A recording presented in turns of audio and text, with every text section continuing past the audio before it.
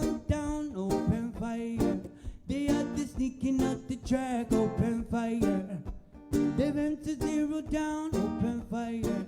Let them know that we back, this ain't a drill. Take cover, watch your back, those back, this shit's for real. It's over, top flight on attack, this ain't a drill. Take cover, watch your back, this is for real. It's over, top flight on attack. Cause someone's got a warrior, warrior from war. Taking out them enemies, we seeking out for more. Cause someone's got a warrior, warrior from war. Taking out them enemies, we seeking out for more. You got me so confused now. So many flashes and big bangs all around. It's getting harder to see now. All the dust and the gas is in me eyes. You can run, You can run. you can hide. You can hide. Another word would have you buried alive. You can run, You can run. you can hide. You can hide. Another word would have you buried alive. Them enemies on the run, they don't know what they're facing. Behind the head of a warrior, home's a destination. That gives me way a ton, but still remain untouched. All my brothers and sisters, we are blockaded to light you up. Cause someone's got a warrior, warrior for more. Taking out them enemies, he's seeking out for more. Cause someone's got a warrior, warrior for more. Taking out them enemies, he's seeking out for more.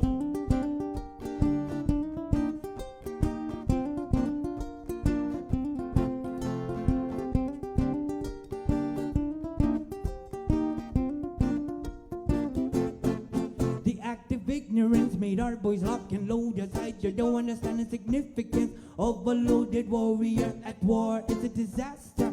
Tough like hairy warriors of war begin that massacre. The massacre. Now me ain't gon' butch. Once you step up on our perimeter, we warriors from Guam, which we ain't taking any prisoner. Cruises at your 6, even taking out the messenger. Killers at your 12, repping the states of Micronesia. Open fire. I think I got one down. Open fire. The other sneaking out the track. Open fire. They went to zero down. Open fire. Let them know that we back, is in the drill. Take cover, watch your back, this shit's for real. It's over, top right on attack, this ain't a drill. Take cover, watch your back, this shit's for real. It's over, top right on attack, cause someone's got a warrior. Taking out them enemies, cause someone's got a warrior. Taking out them enemies.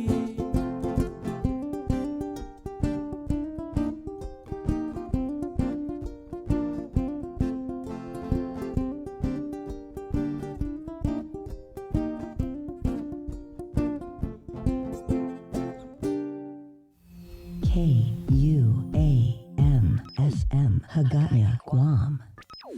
You're listening to The Link with Chris and Sabrina on Breeze 93.9.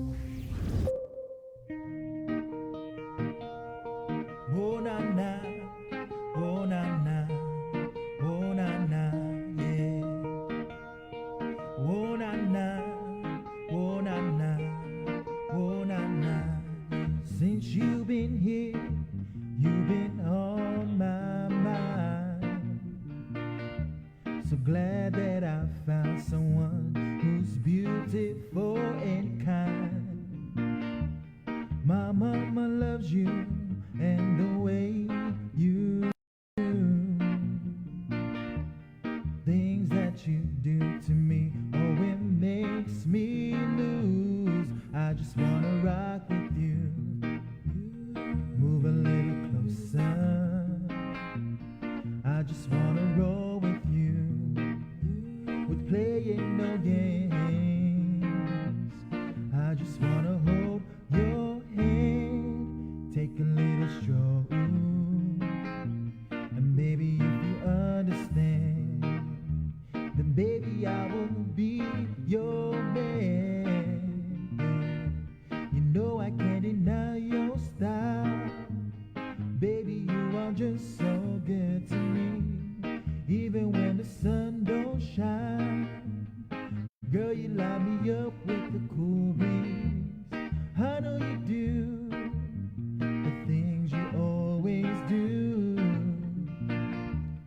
I know it's hard, but believe me when I say I just wanna rock with you. Move a little closer. I just wanna roll with you. We're playing no games. I just wanna hold your hand, take a little stroll.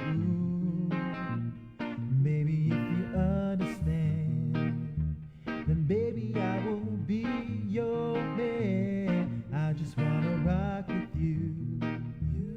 Move a little closer. I just wanna roll with you.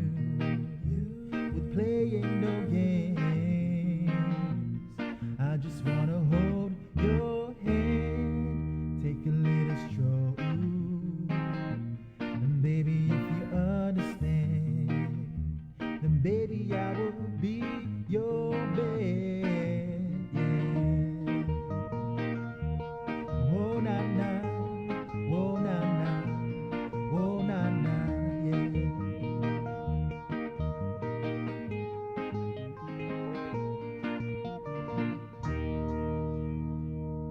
You're listening to The Link with Chris and Sabrina on Breeze 93.9.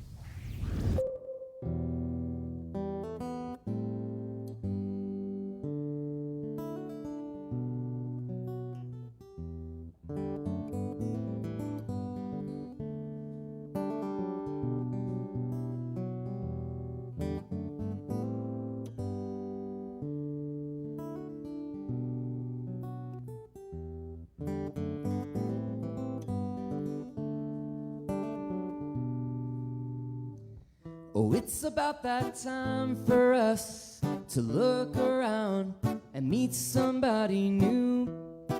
And let's all welcome in familiar faces, perhaps somebody who has a conflict in their life. You alright? Tell them you're sorry, but there's ways to change the wrong to right. Oh, we can sit in a distant haze and watch rain clouds pour thoughts of greatness. Help our troubles sail real far away. Yeah. And it's a struggle every day we're stressing. But what's a life without dedication? I'm gonna pick up that soul's intention to soak in music, relaxation. We're feeling good, feeling alright, yeah. Feeling good, feeling alright, yeah, yeah, yeah. Feeling good, feeling alright, yeah. Feeling good, feeling alright, yeah, yeah, yeah. Well, in a moment I'll be on my way to better days while life is changing. Even though I've had my share of pain, been sympathizing and realizing I got a feeling I could be a better friend, simply complimenting every now and then. 'Cause in the morning I wake up and miss the night before, 'cause I love the music more and more. We can sit in a distant haze, watch rain clouds pour thoughts of greatness.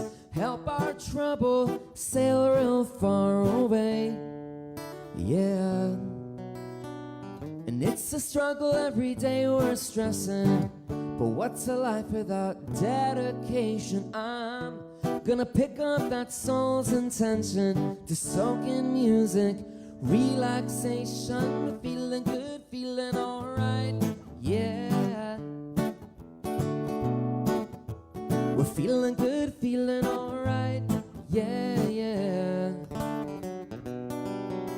We're feeling good, feeling alright, yeah. We're feeling good, feeling alright, yeah, yeah, yeah. Stay connected through The Link each morning on Breeze 93.9 FM.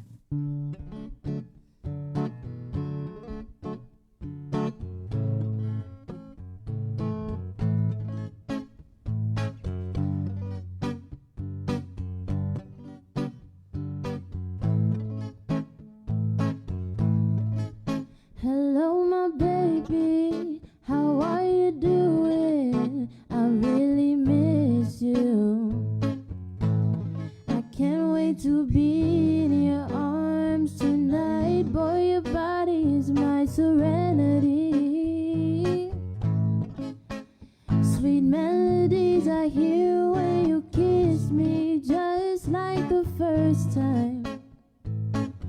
Do you remember the first time? 'Cause I do, it was so damn amazing. And that's why I'm still in love with you. I still care for you. You are more than the one for me. You are too much of a blessing. And I'm overwhelmed. You bring heaven to hell. Yes, you bring heaven to hell. Oh, yes, you do. You are too much of a blessing. So, baby, can you touch me? 'Cause I still feel like I'm dreaming. Yes. Boy, you got me feeling, and I already had you. Hey, you opened your heart for me to come in, just like the very first night. Do you remember the first night? Hell yes, I do. It was so damn amazing. And that's why I'm still in love with you. I still care for you. You are more than the one for me. You are too much of a blessing. And I'm overwhelmed. You bring heaven to hell. Yeah, yes, you bring heaven to hell. Oh, yes, you do. You are too much of a blessing. And I'm overwhelmed. You bring heaven to hell. Yeah, yeah, you bring heaven to hell. Oh, yes, you do. You are too much of a blessing. And I'm overwhelmed. Gosinja uli die sombranzelten meg et zu I te saluda antes Dio hum niga Radzauds and Malakis Fritzes durante in todo in memu a no gi distancia como cupu gi palu Zangiman malak guafi Ikonum nasugi airi preba tu la noci nai banderata gaigi pues atan fanni bandera kau Esta pagua pumalalapa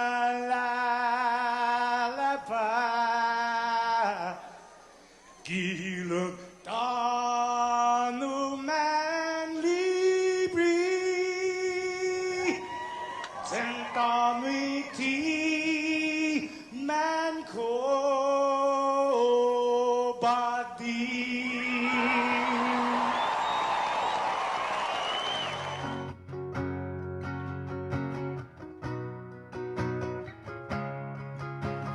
Fanogi chamoru Politanota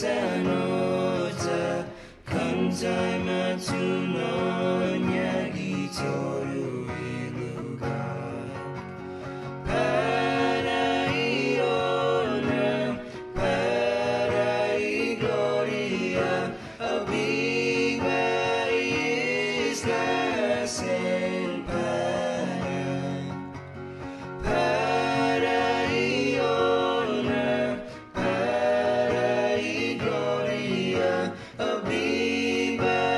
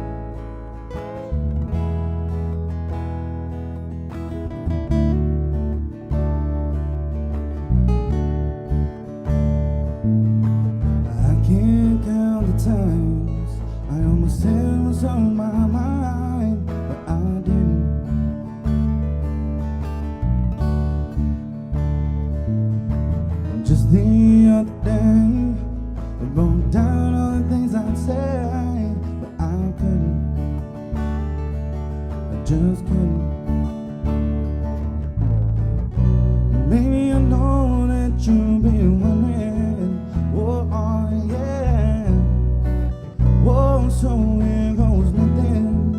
In case you didn't know, maybe I'm crazy about you. And I would be lying if I said that I can't live my life without you. 'Cause if no, I don't tell you all the time. You had my heart a long, long time ago. In case you didn't know, yeah.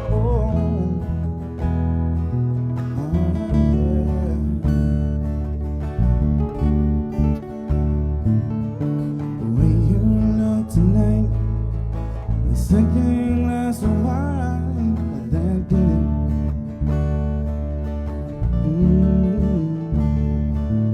There was something about your kiss, and girl, it did me in. You got me thinking, well, I'm thinking. One of the things that I've been feeling, oh yeah. Whoa, it's time you hear me. In case you didn't know, baby, I'm crazy about you. And I would be lying if I said that I can't live my life without you. 'Cause if no, I don't tell you all the time. You had my heart a long, long time ago. In case you didn't know, baby, I'm crazy about you. And I would be lying if I said that I can live my life without you. 'Cause if no, I don't tell you all the time. You had my heart a long, long time ago. In case you didn't know.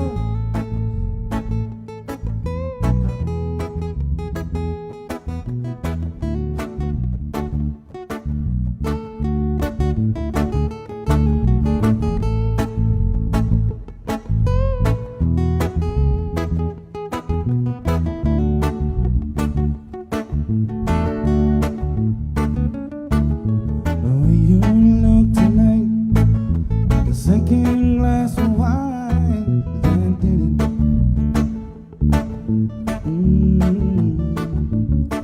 There was something about your kiss, so girl, you did me in. You got me thinking, well, I'm thinking. Maybe I know that you've been wondering, oh yeah. Whoa, so here goes nothing. Guess you didn't know, baby, I'm crazy about you. And I won't be lying if I said that I can't live my life without you. 'Cause if no,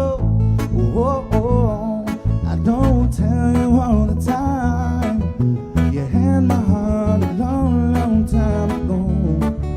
In case you didn't know, so baby, I'm crazy about you. And I won't be lying if I said that I can live my life without you. 'Cause if no, I don't tell you all the time. You had my heart a long, long time ago. You said you had my heart a long, long Oh yeah, one of our favorites, Candyman. In case you didn't know, let's do it.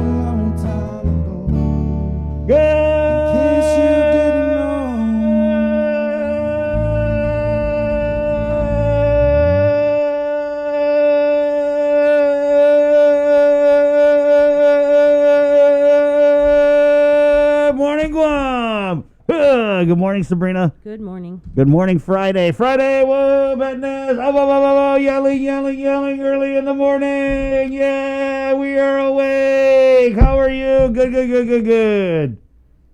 Wow, you're 3 shades of red this morning. Good morning, Jason Solis. Good morning. Welcome to the link, guys. Good morning, KUAM TV land. 6:23 Friday, the 5th day of February 2021.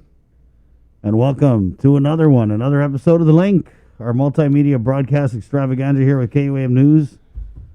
We're on Facebook Live. Good morning. What's up, guys? What's up? How's it? Yeah, what's going on? You guys awake over here? Or you not? In 96 Yeah, wait. hours. Getting excited for the Super Bowl. Yeah, I was Right gonna say, on. well, actually 99 hours they will be kicking off the Super Bowl. What was the first Super Bowl you guys ever watched? Can you even remember? Don't remember. My very first one, I was in St. Anthony's. I remember distinctly. I was in the 5th grade and I remember for PE distinctly. class. Okay, do you guys not remember this? Like the greatest moment ever, right? You go into class and everybody's like, oh, and then all of a sudden they're like, hang on, children, and then they wheel in the VCR. Most amazing feeling ever. And then they showed Super Bowl 19. It was the 49ers taking out then second-year quarterback Dan Marino. And I was like, Wow. I barely remember what I ate for lunch yesterday. Yeah. So good on you. well, you know, speaking of memories, Well, there's a I remember that was like the Redskins. That era was Yeah, the Redskins won. Well, Right, yeah. the Washington football team. right. Oh yeah. The won a couple generic Super Bowls. Washington footballers, They had the Doug Williams year, which was amazing. right? And they had Theismann, Yeah, Theismann was a few years earlier. And Riggins. then John Riggins. Yeah. right? Yeah. Art Monk and Charlie Brown. Art Monk. Oh man, Yeah, were you a big Art Monk guy? I was a Redskins fan. Yeah. Yeah. You know who I wasn't a Jets fan, but you know who I really really liked? He wore number 88, Al Toon. Oh, okay. Remember that dude was amazing. Yeah, if you like the sports talk, jocks, red balls. Sport balls. You play sports, Oh, footballs. And, Well, you could go either way with that we one. could, but we're going this way with sports. We have Dave Delgado and Sports Link today on Friday. Sports! Testosterone! Not all sports are played with a ball though. Yeah, I know, Jay. Yeah. But we're focusing on the balls because football. Right on. Okay. So who's playing again? It's the Bucks and The Chiefs? Buccaneers And the Chiefs, right? and the Kansas City Chiefs. And they're playing in Tampa, so by default a home game for Tampa Bay. It's never happened before, and that So it's is Pirates wild. versus Indian. That's what a Buccaneer is, right? Yeah. A pirate. And the quarterback for the Bucks is Tom Brady. It's Tom Yep. Brady. And the quarterback for the Chiefs is Pat Mahomes. So it's kind of like an old guard, new guard kind of thing. Yeah. Right. Patrick Mahomes, insanely athletic. I mean, Right. some of the stuff that guy does and everything. I mean, you know, Who's his girlfriend again? Which one? his fiance now. Pat Mahomes. I believe she's a model, but she's Yeah. incredibly gorgeous, and they're expecting their first child too. Oh. They haven't had him. Yeah, so, You don't know? I'm surprised you don't know. yeah. I just remember they were saying that, I think last football season, people were hating on her because she had like the crow's feet or whatever. And Huh? Really? yeah, people were like, you could do so much better, Pat. You see? So, Wow, man. anyway, yeah. Well, no, you know what you were. That's the mentioning- celebrity gossip side of things, guys. You were mentioning memories, Chris, a couple moments ago, and there's a beautiful comment right off the top. So good morning to our Link family. Saida Garrido says, Hafaday KUM News. Thank you for this beautiful live video. It reminds me of my father, Ignacio Garrido. May he rest in heavenly peace. Saludos a mi familia in Guam, and Guam is good. And then she uses this emoji. I believe that's the. What flower is that on Guam? You can see it right there. That's the. I have my glasses on. Oh. That's the beautiful island flower. That's gorgeous. You know, for our viewers, if any of you are in Florida or Kansas, if you guys are having a Super Bowl party on Sunday your time, Yeah, please, Zoom us. message us, Yes, and and- we'll send you the invite to the link. And we hope that if you're doing so, especially if you're in the Central Florida area, because I saw something, the governor of Florida and then the mayor of Tampa are asking people not to go too crazy with outside parties, because they're like, guys, you know, this is a really big economic moment for our city, and let's not screw it up by going too hog wild. But yeah, if you're having like a party in your house and everything like that, let us know. We'll zoom you in. Are people allowed to go to the Super Bowl? I think there's like a limit on the capacity, Yeah. and then they're filling it in with like these little, The cardboard cutouts. yeah. Oh, wow. of people. Which they've been doing at Major League Baseball like Yeah. all this year. So it's crazy. They've been putting, and they got creative with it. They put Bart Simpson in there. They have Mickey Mouse and Good morning, Facebook Live. Vivian Decimito writes, good morning, KUAM News, and everyone watching. Angel Pete Quintanilla, good morning, familia KUAM News team, and Anasiduos. That would have been cool though if they like the cardboard cutouts if they like sold it and proceeds go to like a non-profit organization. That's a good idea, Bree. And then you could get your cardboard cutout in the stadium. okay. Well, Yeah. actually, I don't know if you guys Like saw a what relay they- for life kind of thing, Anything. right? I don't know if you guys saw what they were doing last year with the NBA finals, like with their virtual fans. You could pay for a seat, and then they would use Microsoft Teams, and then you would actually be, I think we call it telepresence, right? So your video image would actually be there, and there were celebrities. I mean, Lil Wayne paid a ton of money just to be featured, and it's all, just all random in the background, but it's And did the super proceeds cool. go to a non-profit? I don't know. I mean, you would think they would, but that's how a lot of teams were making their money back. And what I, as a sports guy, am thinking this is, we've had this technology for like a really long time, but think what that's going to do now for troops who are deployed overseas who can't make the game, or people that are sick, or young kids that for whatever reason cannot be there in person, or the elderly that they say, hey, I still want to be at the game because, they do promos like that all the time, but now you're going to be able to bring in people from anywhere. We can go to the game on Guam. Sina Garrido writes in, KUAM News, thank you. The beautiful live video. Yeah, you already heard that, yeah. Ernie Angel Paris is watching. Good morning, Guam. But thank you, Sina. Yeah, we do that every morning. It's just kind of our little tribute to being in school and doing the Pledge of Allegiance or whatever, the anthem and the Guam hymn and the Sina and all that. Man, I miss those days. Remember that? Yeah, I miss being in school too. Okay.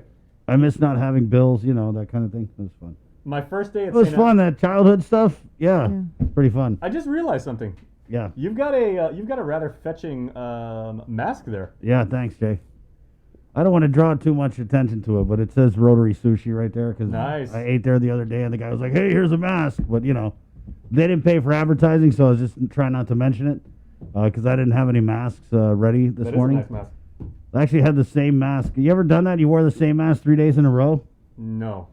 Oops. Yeah. Just kidding. I know a girl who did that, though.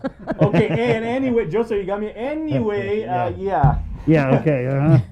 Anyway. Oh, Not in a okay, gross yeah, way, yeah, guys. anyway. Come on. I get the hardcore wipes Anyway. and I wipe it down. You know what I mean? Oh, I just got mask shamed. So everybody, Chris has his own special social distancing. Everybody stay 10 feet away from him. So Monday, guys, we're gonna barbecue. Whoever's playing, I don't. Yeah, it's Super Bowl. It's awesome. What do you got? But we're gonna barbecue. What have you I don't figured know, out you your guys. menu? You guys aren't very. You're not telling me. Let's be clear. You want to eat chicken? You want to barbecue ribs? Ribs. Want to barbecue ribs? Ribs. How about chicken? You want to What do you- barbecue chicken? What do you guys think? Link fam, what do you guys want? Honestly, Hey, we're on a budget here, guys. Okay, well, our friend Tom Akagami is coming in, and he's He's bringing a what? A butt?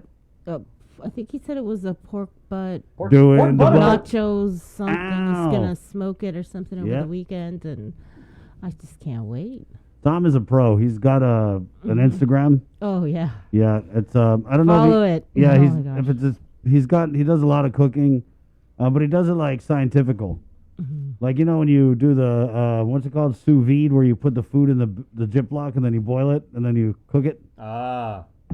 And he's got the barbecue anyway. Yeah, my mouth's Then watering. he sprays it. Yeah, he's got and- this little oh, spray man. bottle and he So sprays awesome. it. and he has been a judge up at like when they do the the car culture events and everything like that. We've been fortunate to cover Tom. He's a good friend of the program. Yep.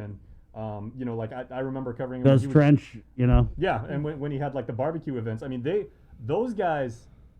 It's anybody like a can whole say, other level. Yeah, but I mean, and like you said, it's a process. That Just to be they clear, go through. I'm not a barbecuer at that level. I'm just like, just barbecue it, make a good finadeni, you know. Okay, that's humble brag right there because you are really, really good when it comes to being in the kitchen. Thanks, Jay. Yeah. So yeah, what is it gonna be, guys? Chicken and ribs? More so the ribs. Ribs, right? How about steak? What do you want though, Bree? You want the Danish ribs where the pig is anorexic, No, or you want the one American? with the meat. You want the American, the base? No, Kobe beef, bro. Oh, that's JJ. Come on. Now. Well, you only got one job, I right? just said we're on a budget. Have you guys ever had Kobe beef? Huh? I've never had Kobe beef. Have you, Joe, sir? What's the difference between Kobe and Wagyu? Like Wagyu, they massage the pigs and they sing it to sleep or the cows, right? And they sing it to sleep every night. Yeah, but I And the Kobe is they play Mozart. And they only drink a Asahi or something, right? but they do. I know about the massage thing, and Right, they keep yeah. it in a cage also. So like My grandma used to do that with the fresh chicken. Are you gonna make it like in barbecue sauce? How do you want it? Do you want it Holly style or you want it Chamorro style? Howley style. Yeah, I like it. With the Casey barbecue Masterpiece. sauce. Oh my God. What? Nothing. It's just embarrassing. That. What? I like it with barbecue sauce. No, because he said you want it Chamorro style, you want a Howley style. And I was like, You Howley. chose the And he, barbecue and he goes, sauce. Casey Masterpiece. How about we do the ribs? We'll do it with the barbecue sauce, and then the chicken we'll do it the regular way. Okay, yeah, that's fine. Okay, guys, we're barbecuing chicken and ribs. Anything else, Joe, sir? Just make sure it's enough because I can eat. And, Yeah, I know. I don't want to be like, oh, I only got one rib. Okay, you can get two. See what we got to deal with here? Yeah, so Oh, Tom Limtiaco in a member of the Link fam is saying pork belly. Oh man. yeah, barbecue pork belly. Yes, okay. All right. Okay. Okay, and you do realize that literally on Monday, Super Bowl Monday on here, the thing is completely unique to our part of the world, right? And all my friends from the States, like every time I meet people like online and they're like, oh, so what do you guys do for the Super Bowl? I'm like, no, dude, we're in school or at work on Monday. You guys have no idea what kind of torture that is and everything. So my friend Chris, you are on the clock on Monday because you got to have all of this ready by 9:15. Oh, yeah, and then Dave is going to bring some smoked meat, some tonala. Oh Yeah. wow! Yeah. If you guys have not tried, So I don't even need to Dave's make smoked ribs. meat. Oh, it's another one that's so good. Okay, Dave, Yeah, I Dave checked has him. amazing smoked meat. I checked him yesterday, and I was like, hey, we're barbecuing Monday. And he was like, oh, wow, cool. He was like, shoot, cool. Chris can And I was make- like, waiting, and the waiter's like, so what, you got some meat? And he's like, yeah, I'll bring a meat. Okay. Yeah, Right Dave's on. got the smoked meat. Chris is amazing with anything on the grill, and Sabrina's mom makes the world's most amazing beef jerky. Yes. Oh man, I'm still waiting for Yeah, my order. so are we. Bree's going to make rice, right? Yeah, I got Right rice. on. I have never seen as much jerky in a single. Because when Like I a asked bag? Dave yesterday to bring the meat, he was like, wait a minute. What kind of barbecue is this? And I was like, what do you mean? He's like, you're going to have rice? I was like, oh, Sabrina's bringing rice. Because, there's barbecue, yeah, like, okay, we're just a bunch of meat. But now, when you add the rice to it, now it's an occasion. Right. But we gotta have like some sides. So Jason, salad. No, I was gonna say, can you? What salad do you want him to order? Vegetable tray. What's wrong with a vegetable platter? man? Nothing, I'm just saying. that's- No, hey, Yes, no. if I bring vegetables, will you barbecue those too? Barbecue vegetables, are you crazy? No, or grill the vegetables. That's ridiculous. No. You don't like that? No. No, you cut up like squash and you cut up like the green pepper, red pepper, and Might as well. You guys hearing this? okay. Let me You just cut say, up the squash and you put the green pepper Okay. and the red pepper. this is put a little this is a family zucchini. show and we want to keep things clean. But Barbecue some Brussels sprouts. if all we have You to know eat, what? These are the dude. People s- see your Instagram. You put know some you're cauliflower. cooking some fancy Yeah. schmancy stuff. Yeah, okay. all right. Okay, this is a family show, and we Mr. want to keep Pasta. things clean. But if all we have to eat is chicken, rice, and meat, we're gonna talk hard later. Yeah. No, we'll So- make some veggies. Hello, rice is a really bad. vegetable, guys. Grows in the ground. George A. Cruz says barbecue with Chris is winning Pica Doni Denancy. Good Yeah. idea. There you go. Right on. Oh, there. Sabrina's bringing dessert. Yes. Tom Limtiaco, good idea with the pork belly. Mary Beth Torres writes, have a good weekend, everyone. A great Super Bowl Monday watching from Philadelphia. Wait, Bree, can you? Well, it's gonna have drinks. Can Bree- you bring me Oh, drinks? yeah, They're gonna yeah, be yeah. Bree, can you make mixing cupcakes? stuff. I'll make some kind of dessert. Yeah. I just don't know. Hold on, she's talking about drinks. There's going to be drinks. Yeah, there's gonna be some drinks. Kimmy from IWS, she'll be here. They're gonna be setting up something outside. Yep. And, When Sabrina says drink, she means drank. yeah, this isn't like a water cooler water party or. Yeah. This isn't a Oh, Virgin boy. Chi-Chi. and Virgin then with the barbecue, they're going to give me Jack Daniels today. Mm-hmm. And then I'm going to marinate with Jack Daniels. Guys, we have got some amazing I'm thinking suggestions like here? Jack Daniels with some apple cider vinegar kind of thing. We've It got just better be good. It's gonna be good. Don't Okay, worry. take a look at the comments, you guys. Okay, I'm gonna read the one from Gina. Bree, can you read Joey and Vanjie Gogi, and then Chris read Juan at Cruz, because Gina says you need some freshly fried corn tortillas or grilled corn tortillas with butter, or better yet, barbecue lemai with butter. Oh, the phlegm. Oh, that's good. Okay, Bree, what is that? You see Joey and Vanjie's comment? That's good too. I'm stuck on Gina's comment. Joey and Vanjie tonight like chutney soaked in tuba vinegar with homemade tortillas. Oh. Mm. And then Chris, you see Juanets? With hot chamorro sausage. Yep, and homemade tortillas, corn and regular. Oh. Hot pepper and tomato finadeni. Yep, Which do you prefer, corn tortillas or the flour tortillas? it depends. It depends. Yeah, We asked this question like before. with your tonight like corn, right? yeah, but I mean the flour's good too. Yeah, I love corn tortillas. Yeah, I like flour. My nana in Agani Heights would always make flour. I like but when you barbecue the corn tortillas and when it mixes with the smoke from the tongan. Oh man. you know, a friend, Oh man. a friend of Oh, our man. show who we have not had on in a very long time, Maria Pangilinan from the Guam Election Commission. We asked her one time during commercial break, we're like, hey Maria, you know, are you team corn or are you team flour when it comes to tortillas? And she looked right into Zoom. She's like, excuse me, boy. Mana tortillas. And we're like, oh, okay, sit down now. Yep. I've been schooled. So that's what's happening Monday, guys. I know we're doing a show too. Yeah, we're still doing a show, right? Yeah. She's like, yeah. I don't know. I'm not even thinking about the show. I'm just thinking about the chicken and the ribs. It'll be the priority. Are you guys invited? Yes, virtually. 'Cause there's a limit on the gathering. We wanted to invite the whole island, but the governor there's these restrictions in place. But that's what our intention was. So it's going to be, First 25. yeah. So we'll be out here barbecuing. Anyway, it's going to be awesome. It's going to be cool. And you know, we're going to take you guys along for the ride, but we got a whole bunch of things planned and everything like that. And it wouldn't be a Guam party if we didn't invite the entire community. So our home is yours. Wait a minute. Virtually. Who's bringing the paper products? I got that. I got okay. He always says the Okay. paper What is wrong with it? Everybody always. Okay, every time we No, have that's like, the most important thing. every time we have Yeah. a potluck here at KUN, everybody always makes fun of me because I always like we have the sign up sheet or Google Docs, and I always sign up. They're like, okay, paper products is like Jason, paper Jason. products and Yep, ice, and yep. everyone's like, oh, Hey, wow. in the immortal words of the late Tupac, Jay, you are appreciated. That's right. Thank you. Amen. Let's do news now. 6:41. This is the link on the breeze. Good morning to everybody on our KUAM TV feed and our Facebook Live feed. We'll get right into it with the very latest from the KUAM news team. Good morning, Sabrina Salas Matanani. Off it, everybody. Murder defendant Ronat Chitaro was appointed a new attorney. The Public Service Defender Corporation moved for withdrawal, and the court granted the motion, appointing attorney John Terlahi to the case. The 25-year-old is accused for the alleged fatal stabbing of Arthur Waycook. The incident occurred in December 2020 in Tamuning. As reported, Chitaro was at large for roughly 3 weeks and was found by officers on Christmas Day. He was indicted for murder as a first-degree felony and aggravated assault as a second-degree felony, both with a special allegation of possession and use of a deadly weapon in the commission of a felony. A continued trial conference was set for next week on February 11th at 1 p.m. in Judge Elise Ariarte's courtroom. Meanwhile, closing statements are scheduled to get underway today in the trial of Joshua Palacios. Joshua Palacios is accused of fatally shooting Keith Castro at a Jigo home on July 28th of 2019. Tomas Taitano was also arrested in connection to the case, but he pleaded guilty to aggravated assault charges for striking Castro numerous times with the metal baton.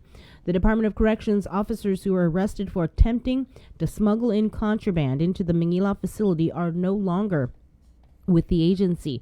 DOE spokesperson Major Anton Uggan confirms the former officers Christopher Santos and Mike Alex Munya Gumatao involuntarily left the department. According to KUAM files, it was in September of last year when the officers were reporting for duty and their bags were searched. Contraband was found inside a lotion bottle belonging to Gumatao. DOC intercepted the syringes, plastic straws containing marijuana, a clear plastic baggie filled with meth, and a cell phone, all hidden inside a 24-ounce bottle of lotion belonging to Gumatao. It's almost time for happy hour. The wheels are spinning ever faster forward toward the reopening of bars. Guam Hotel and Restaurant Association President Mary Rhodes says all indications are that the administration is eyeing such a move, and officials have reached out for help in drafting specific new guidelines. Public health and of course the governor's office, we've been working with them on the economic advisory committee and the working group, and we've been asking for bars for a while, as well as for indoor dining at 50% since about December. And so we were really hoping that it would come a little earlier, but regardless, I think it's a good sign that they're now willing to consider the reopening of bars. Rhodes says the Economic Advisory Group has reached out to make sure the industry is ready with a draft plan ahead of a meeting with the governor. Rhodes also met with several local bar owners last night to brief them on a possible timeline. What I don't want to see happening is, we should give the business owners some time to prepare.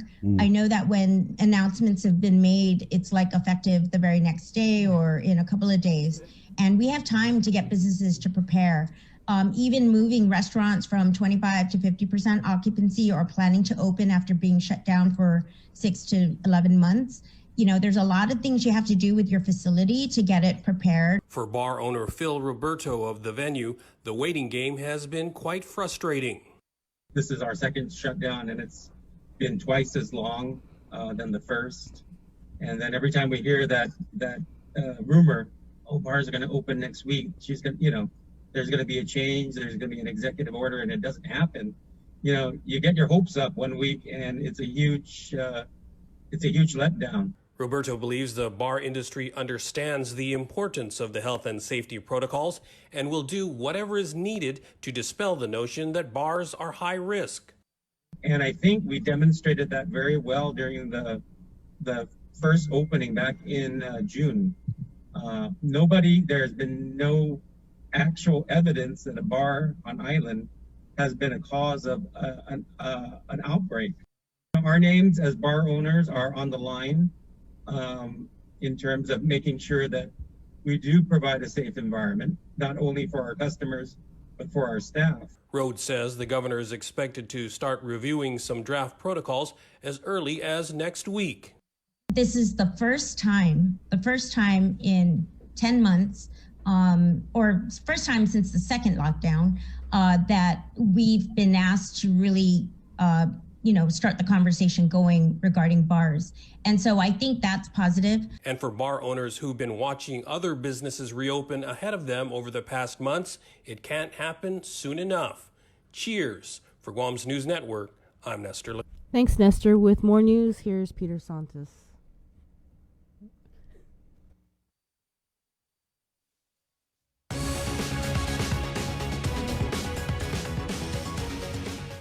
Buenas half a day, everyone. I'm Tyler Mazzanani with your headlines here on The Link. Talk about a box office hit. Tango Theaters was scheduled to reopen theaters tomorrow until public health flipped the script with the news that they can't serve concessions a day before the theater doors finally reopen. Peter Santos has more. The theaters are just about ready to open. Your family hops in the car eager to catch the latest movie release, but don't hold your breath expecting to smell the familiar aroma of buttered popcorn, as operations manager of Tango Theaters, Mary Lou Maharis, says they've just been informed by public health that they will not be allowed to serve concessions just a day before they plan to reopen. We just found out yesterday that we will not be allowed to sell food at the concession, which is really gonna be hurting the theaters, because what's the use of watching a movie without something to munch in? Without the concession, I think we just better close, because that's where we get our bread and butter for, I think everyone knows. That's why our price at the concession is a little bit high, because we don't get anything from the box office. Box office is we're doing by percentage, and before, especially if it's a blockbuster movie, it's 70% that goes to the studio and 30% only goes to us. So without the concession, I think they're just killing us again. Executive Order 2021-01, effective 8 a.m. on January 16th, authorized the reopening of several businesses to include movie theaters, with the caveat that they operate at no more than 50% capacity. But the news of not being able to serve the one thing that keeps the doors open was something of a plot twist. Nothing was mentioned. That's why we did order. I already ordered bottled drinks. We're not.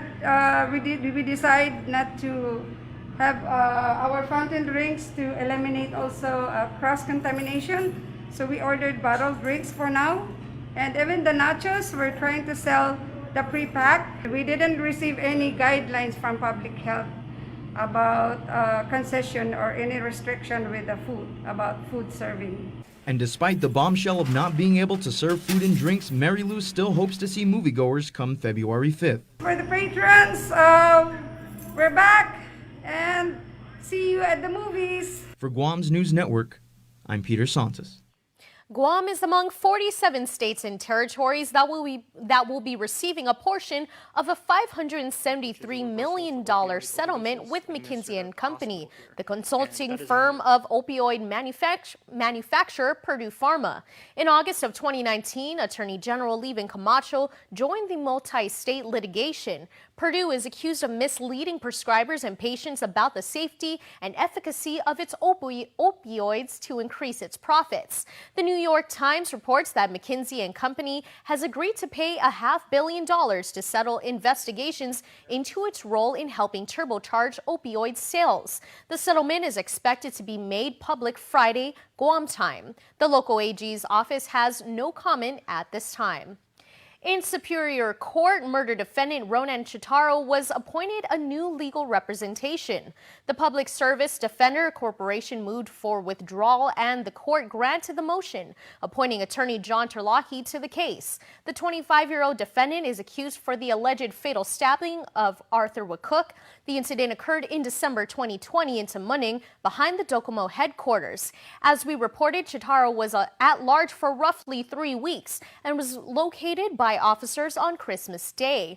He was indicted for murder as a first-degree felony and aggravated assault as a second-degree felony, both with a special allegation of the possession and use of a deadly weapon in the commission of a felony attached. A continued trial conference was set for next week on February 11th at 1 p.m. in Judge Elise Iriarte's courtroom. That's the news for now. We'll see you all at 6 tonight on Primetime.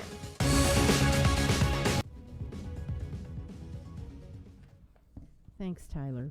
The Joint Information Center reports that out of 462 tests performed on Wednesday, 4 returned positive for COVID. All 4 of those cases were identified in quarantine. To date, there have been a total of 7,622 officially reported cases of COVID since March, with 129 deaths. 83 cases are active, and there have been 7,410 recoveries. There are 5 people hospitalized, 2 in ICU, 2 on ventilators. Guam's CAR score is 0.6. The Guam National Guard's vaccination clinic is scheduled to continue today and tomorrow at the UOG Calvo Fieldhouse. The clinic is from 1 to 7 p.m. on both days. It is currently all booked up, but they are accepting a limited amount of walk-ins hourly. Also today, Public Health will continue homebound vaccinations from 8 a.m. to 5 p.m. in the villages of Agate, Asan, and Sinahanya. On Saturday, another vaccination clinic will be held at Ukadu High from 9 a.m. to 3 p.m. This, however, is for dose 2 of the Moderna vaccine. You are urged to register online at tinyurl.com/UkaduGuam206. A total of 31,882 people have been vaccinated to date. Of that number, 24,685 received their first dose, while 7,197 people have been fully vaccinated. A total of 2,418 doses of the vaccines are left, but Public Health was expected to receive a shipment last night. The pace of COVID vaccinations in the U.S. mainland is steadily rising. According to the CDC, more than 27 million Americans have now gotten at least one shot, but some rural areas in Virginia are being left behind because of how the process is designed. David Bernard reports from Virginia. Y'all wear your mask and stay safe, okay? The heart of Appalachia beats with the help of nurse practitioner Teresa Tyson. How long did you work in the mines? 32 years. 32 years. She runs the Health Wagon, the mobile medical clinic providing crucial health care to low-income and underserved people here in southwestern Virginia. They don't have reliable transportation. They don't have the money for fuel to go to a clinic. For 28 years, Nurse Teresa has navigated these rural roads of Appalachia to service those who otherwise may not get any medical care. What they need now, she says, is the vaccine. The Health Wagon services 2 health districts in the state. Those districts account for about 2% of Virginia's population. And this week, they received about 2,100 doses out of the approximately 120,000 vaccines allocated to the state. Now, that's just under 2%. How about the COVID vaccine? We are trying to get that. Health Wagon, which has more than 5,600 active patients, has not gotten a single dose. Instead, they've gone to mostly local hospitals, local health departments, and long-term care facilities. I'm just desperate to get the vaccine for my people. We went to Dr. Danny Avula, the state's vaccine coordinator. He told CBS News there is not enough doses coming from the federal government to distribute to everyone who wants it. A month or 2 months from now, as new vaccines come on the scene, we'll be able to start feeding all of these channels of providers and pharmacies who can get out the vaccine at large scale. As of today, Virginia is deciding who gets vaccines based on population. But Nurse Teresa says that's not fair. Appalachia is more rural, but the need is enormous. Vulnerable populations need to be a priority in receiving this vaccine. They have chronic health conditions. They actually live 10 years less than our counterparts on the eastern shore of Virginia. And they're poorer here. Health Wagon says the poverty rate of the area it services is 54% higher than the rest of Virginia. Is there something you can do to get vaccines here for them quick? Absolutely. It's called more doses. He is Virginia's governor, Ralph Northam, who himself is a doctor. Right now, David, we're getting about 120,000 doses a week. We need about 350,000. Most of what I heard is Teresa's doing great work, but she just needs to be patient. What do you say? Oh my gosh, I can't be patient. I have to be a voice for the people that do not have a voice here. How can you be patient in a pandemic when people are dying?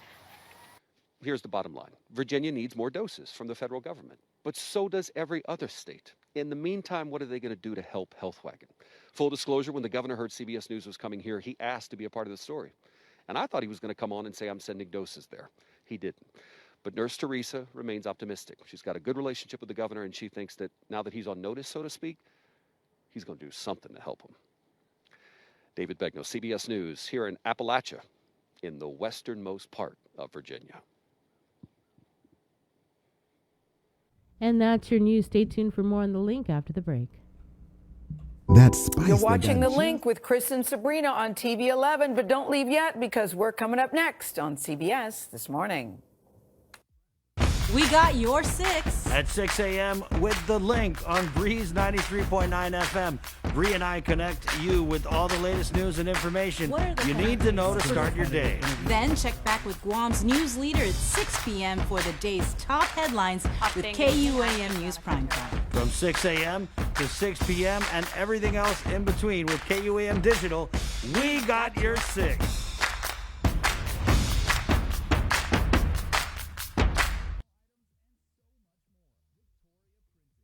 Valentine's Day is coming and love is in the air.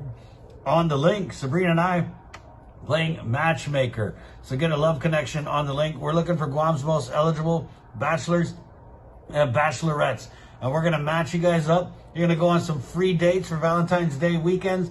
Just hop on to KUAM.com, fill out a super easy registration form, and you could be making love on The Link. Hey, all right.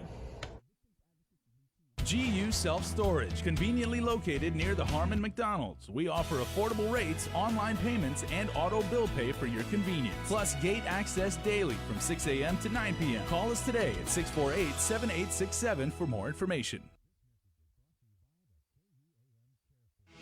The relationship between Guam and Manila, Philippines is undeniable as we share similar cultural traditions, history, and heritage, with generations of Filipinos calling Guam home. KUAM presents a monthly look at the capital city featuring in-depth and engaging interviews on everything from medical tourism to new business and government leaders. Veteran newscaster Nestor Lecanto delivers Beyond Our Borders. This special program is brought to you by the Bank of Guam and KFC.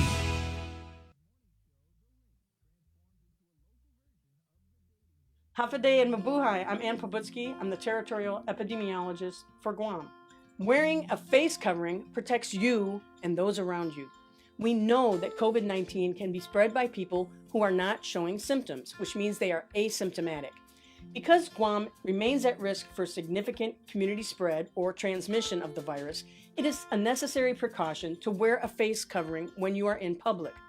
Everyone must wear a face covering when they leave home, have it visible at all times, and put it on when they see others nearby. Face coverings are required for everyone when shopping at stores, seeking health care, and inside the workplace. Covering your face reduces the chance that you will unknowingly infect someone else if you are carrying COVID-19 but have no symptoms. Prevention saves lives. For more information, please call 311 or visit our website at dphss.guam.gov.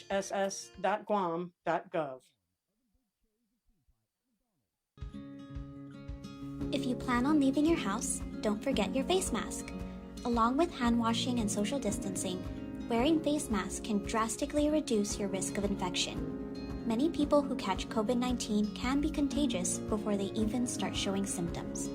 The more people who use face masks, the less the virus can be transmitted and fewer individuals are exposed. When we both wear face masks, I protect you, you protect me, and we are both safe. Our frontliners have been working tirelessly to keep us safe, and now they need your help to get our island back up and running as safely as possible. Did you know your smartphone can be one of the most powerful tools in our fight against COVID-19?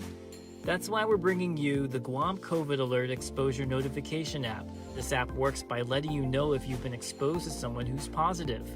It's completely voluntary, and more importantly, it's completely anonymous. It does not track who you are or your location. Researchers at Oxford University have found that for every 100 to 200 downloads of the app, it can prevent 100 infections and save one life. Add your phone to the COVID fight by going to guamcovidalert.guam.gov or download it from the App Store or Google Play now. Help Guam stop COVID-19. These are some of the signs that someone is thinking about suicide. Talking about wanting to die, excessive guilt or shame, and feeling like a burden to others. Feeling empty, hopeless, trapped, or having no reason to live. Feeling extremely sad, anxious, agitated, or full of rage with unbearable emotional or physical pain. Other signs include changing behavior, such as making a plan or researching ways to die, withdrawing from friends or saying goodbye, giving away important items or making a will, taking dangerous risks such as driving extremely fast, displaying extreme mood swings, eating or sleeping more or less, and using drugs or alcohol more often. If you or someone you know is showing these warning signs, get help as soon as possible. Call Guam Behavioral Health and Wellness Center's crisis hotline at 647-8833 or 4.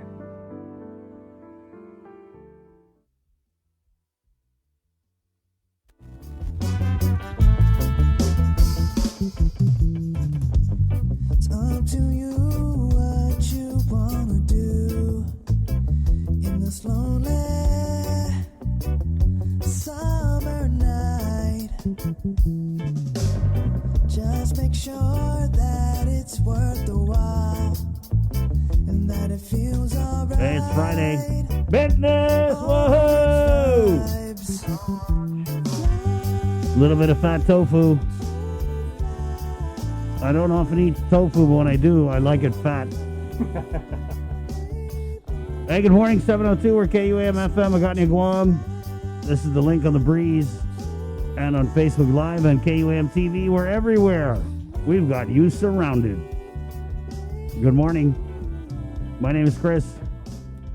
I'm morning, Sabrina. Let's get into the KUAM News Zoom room where we have Department of Revenue Tax Director Daphne Shimizu standing by, live from Barragata Heights.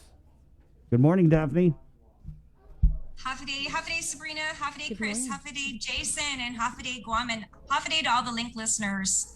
So, you know what? Thank you for having me on today. I know there are a lot of people who have questions. Probably the number one question is, where is my EIP2 check? And we are getting a lot of questions about EIP2. Just to give an update, as of Wednesday, this past Wednesday, we had processed 36,151 EIP2 checks. You know, we did about $42 million, a little bit over $42 million so far over the last 2 weeks. All of those payments have been transmitted to Treasurer of Guam. So those payments, for the ones that we did this week, where we did about 22 million, almost 22 million, those were transmitted to the treasurer yesterday morning. We did about 20 million last week. So all of those, the ones from last week were transmitted. The ones for this week were already transmitted, and we're going to continue to process. I know a lot of people are wondering, what order are you processing? We're actually processing in order of filing date. So, you know, based on your filing date, we started with, again, probably like around January 27 was the first date that people were allowed to file their 2019 returns. We began to process based on filing date, and we're going to continue to do that. So we expect to, you know, complete the majority of these payments very soon. We're continuing to process. I've been talking with my team. Our goal is to try to get the majority of the payments out before Feb 12th. And why that's significant is February 12th is the opening of the filing season for 2021. And that's the first date that we'll be receiving 2020 tax returns. And so we do, though, I want to take note, Sabrina, that we do have until March 19, 2021 to make all of our EIP2 payments. But the reason why we're trying to make these payments as soon as possible, or get these out as soon as possible, is because for those people who, for whatever reason, may not have received EIP2, or they may not, or they may be eligible for a little bit more, they're going to need the information on their EIP1 and 2 in order to put on their tax return for 2020, so that they can get that difference if there's a difference, or so that they can make sure that, you know, they get it if they're otherwise eligible for this period. So that's why that's very significant. So we're very happy, again, that we've been able to get out about $42 million. We actually, you know, again, just released another set of checks to the Treasurer of Guam for mailing yesterday. And that's on the EIP2. And again, we're going to continue to be processing those and getting the information out to the public as soon as possible. There will be notices that are going to be sent out to all of the people who receive an EIP2, just like happened with EIP1. What's different with regards to this particular notice is that we don't have a 15-day requirement. So in the prior EIP and EIP1, we had to prepare those letters about within 15 days of the day we make payment. For this particular law, we were actually given a little bit of leeway, and it's based on, I guess, the standard is as soon as reasonably possible. So we're going to get notices out. Those were actually important because there were people who received EIP1, they received their letter, but they actually didn't receive a payment. And I'm not sure why that happened. Probably there's very different, many different reasons why. So that letter was pretty critical, you know, to people being able to tell if they got EIP, especially for those people who may have gotten their check afterward, or for whatever reason got the letter before they got the check. We also will be having an EIP2 portal. We have been working on that. Remember, we did launch EIP1. It got launched a little bit later, Sabrina, than I had hoped it was going to be launched, but we got it.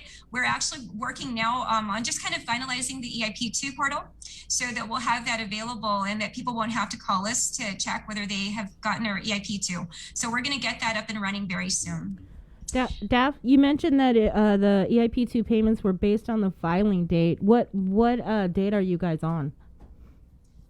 I don't know where we are. I'm sorry. As of today, I know, I just know we're basing it on filing date. But Sabrina, we're trying to get as many payments out all the way till, you know, the most recent filing date that we can.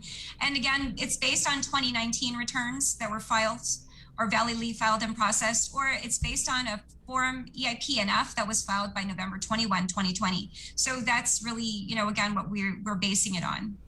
And again, next Friday is when you are, DRT is hoping to get all of this paid out, even though the deadline for complete payout is the 19th of March, right? Because of the tax filing season? Right. So we're trying to get as many payments as possible. I believe we'll get the majority out within the next week or so, because again, we want to make sure that people have that information. Yeah. And we're also going to have to pivot. Right. So we're going to have to pivot from paying out the EIP.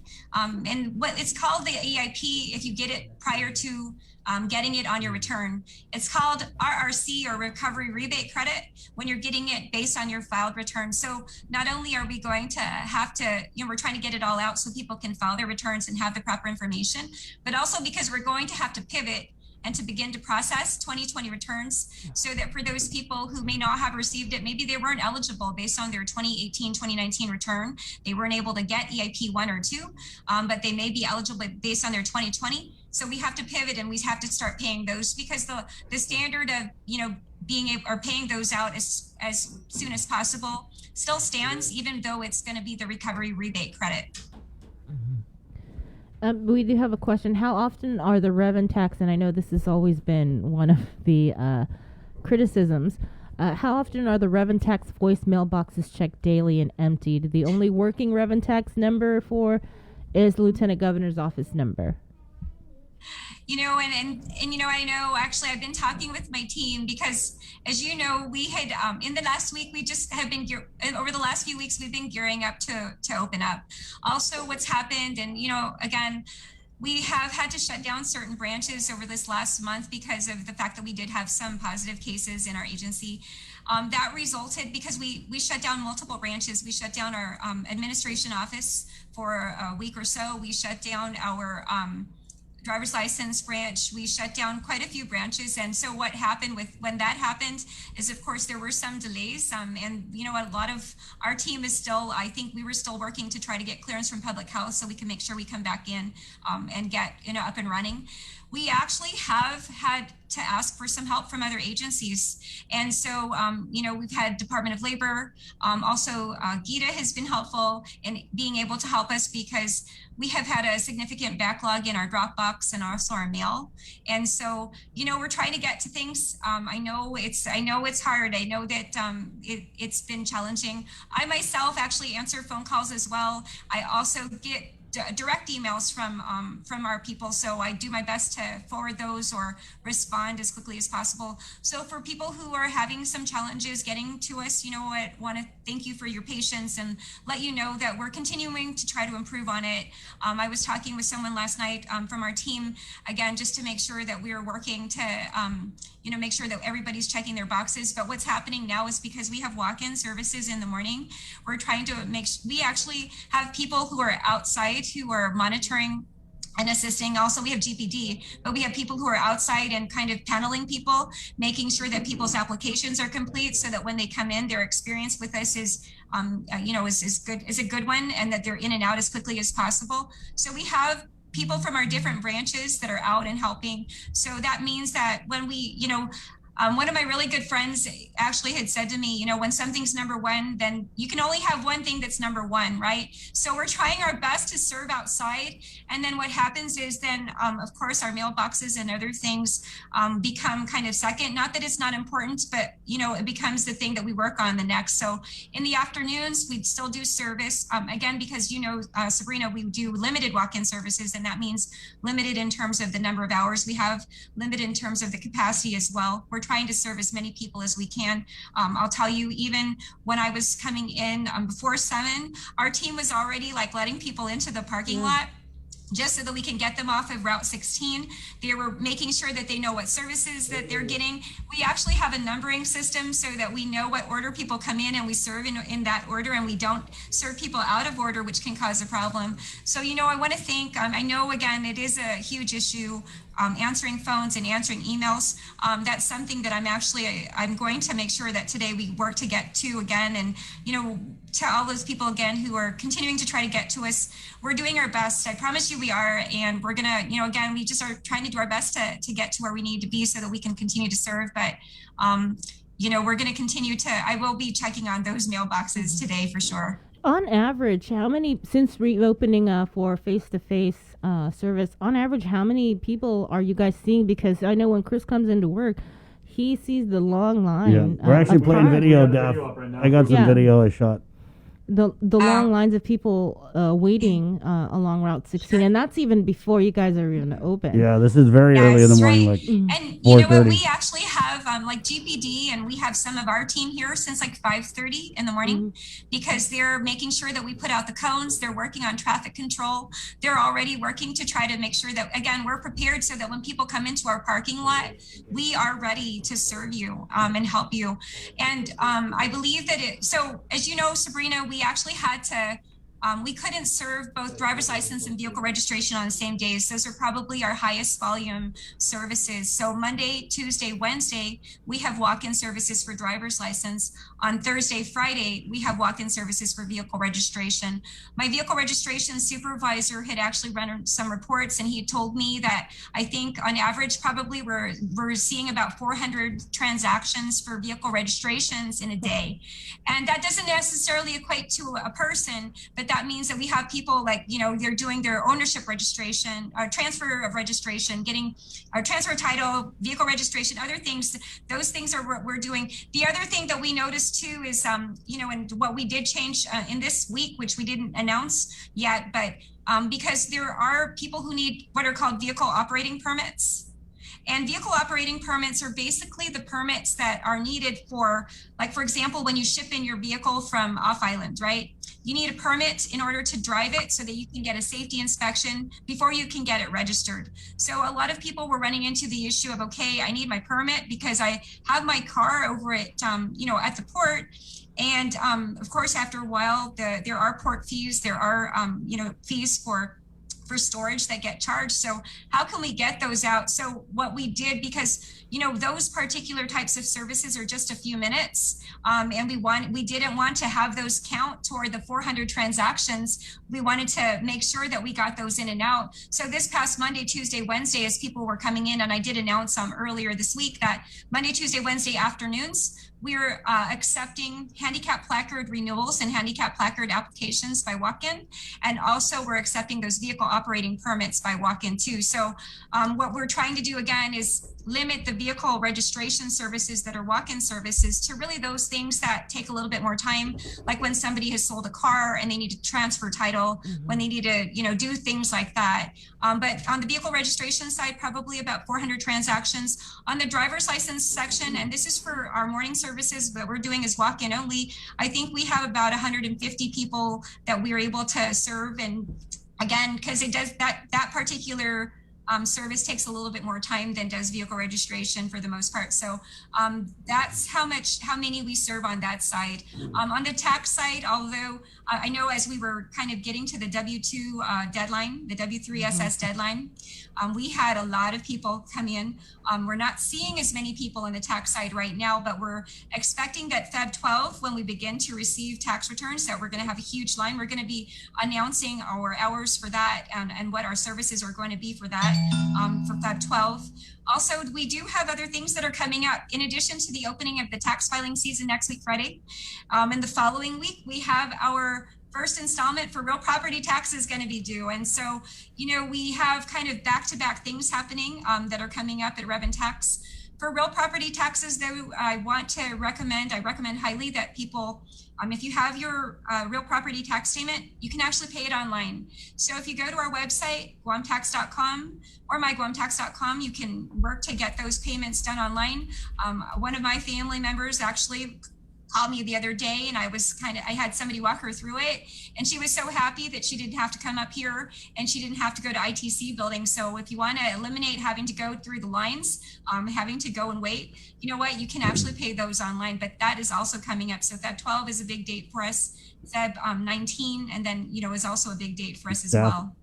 Can I just I had a question here about the for those who didn't file in 2019 and you're getting the recovery rebate credit, how does that work when you file? Like, for those people who didn't file in 2019, I don't know what they were thinking, but when they finally do file, what does that mean in English? Because I don't even know what a recovery Okay. rebate credit is? Is that, are we getting cash back, or how's it work?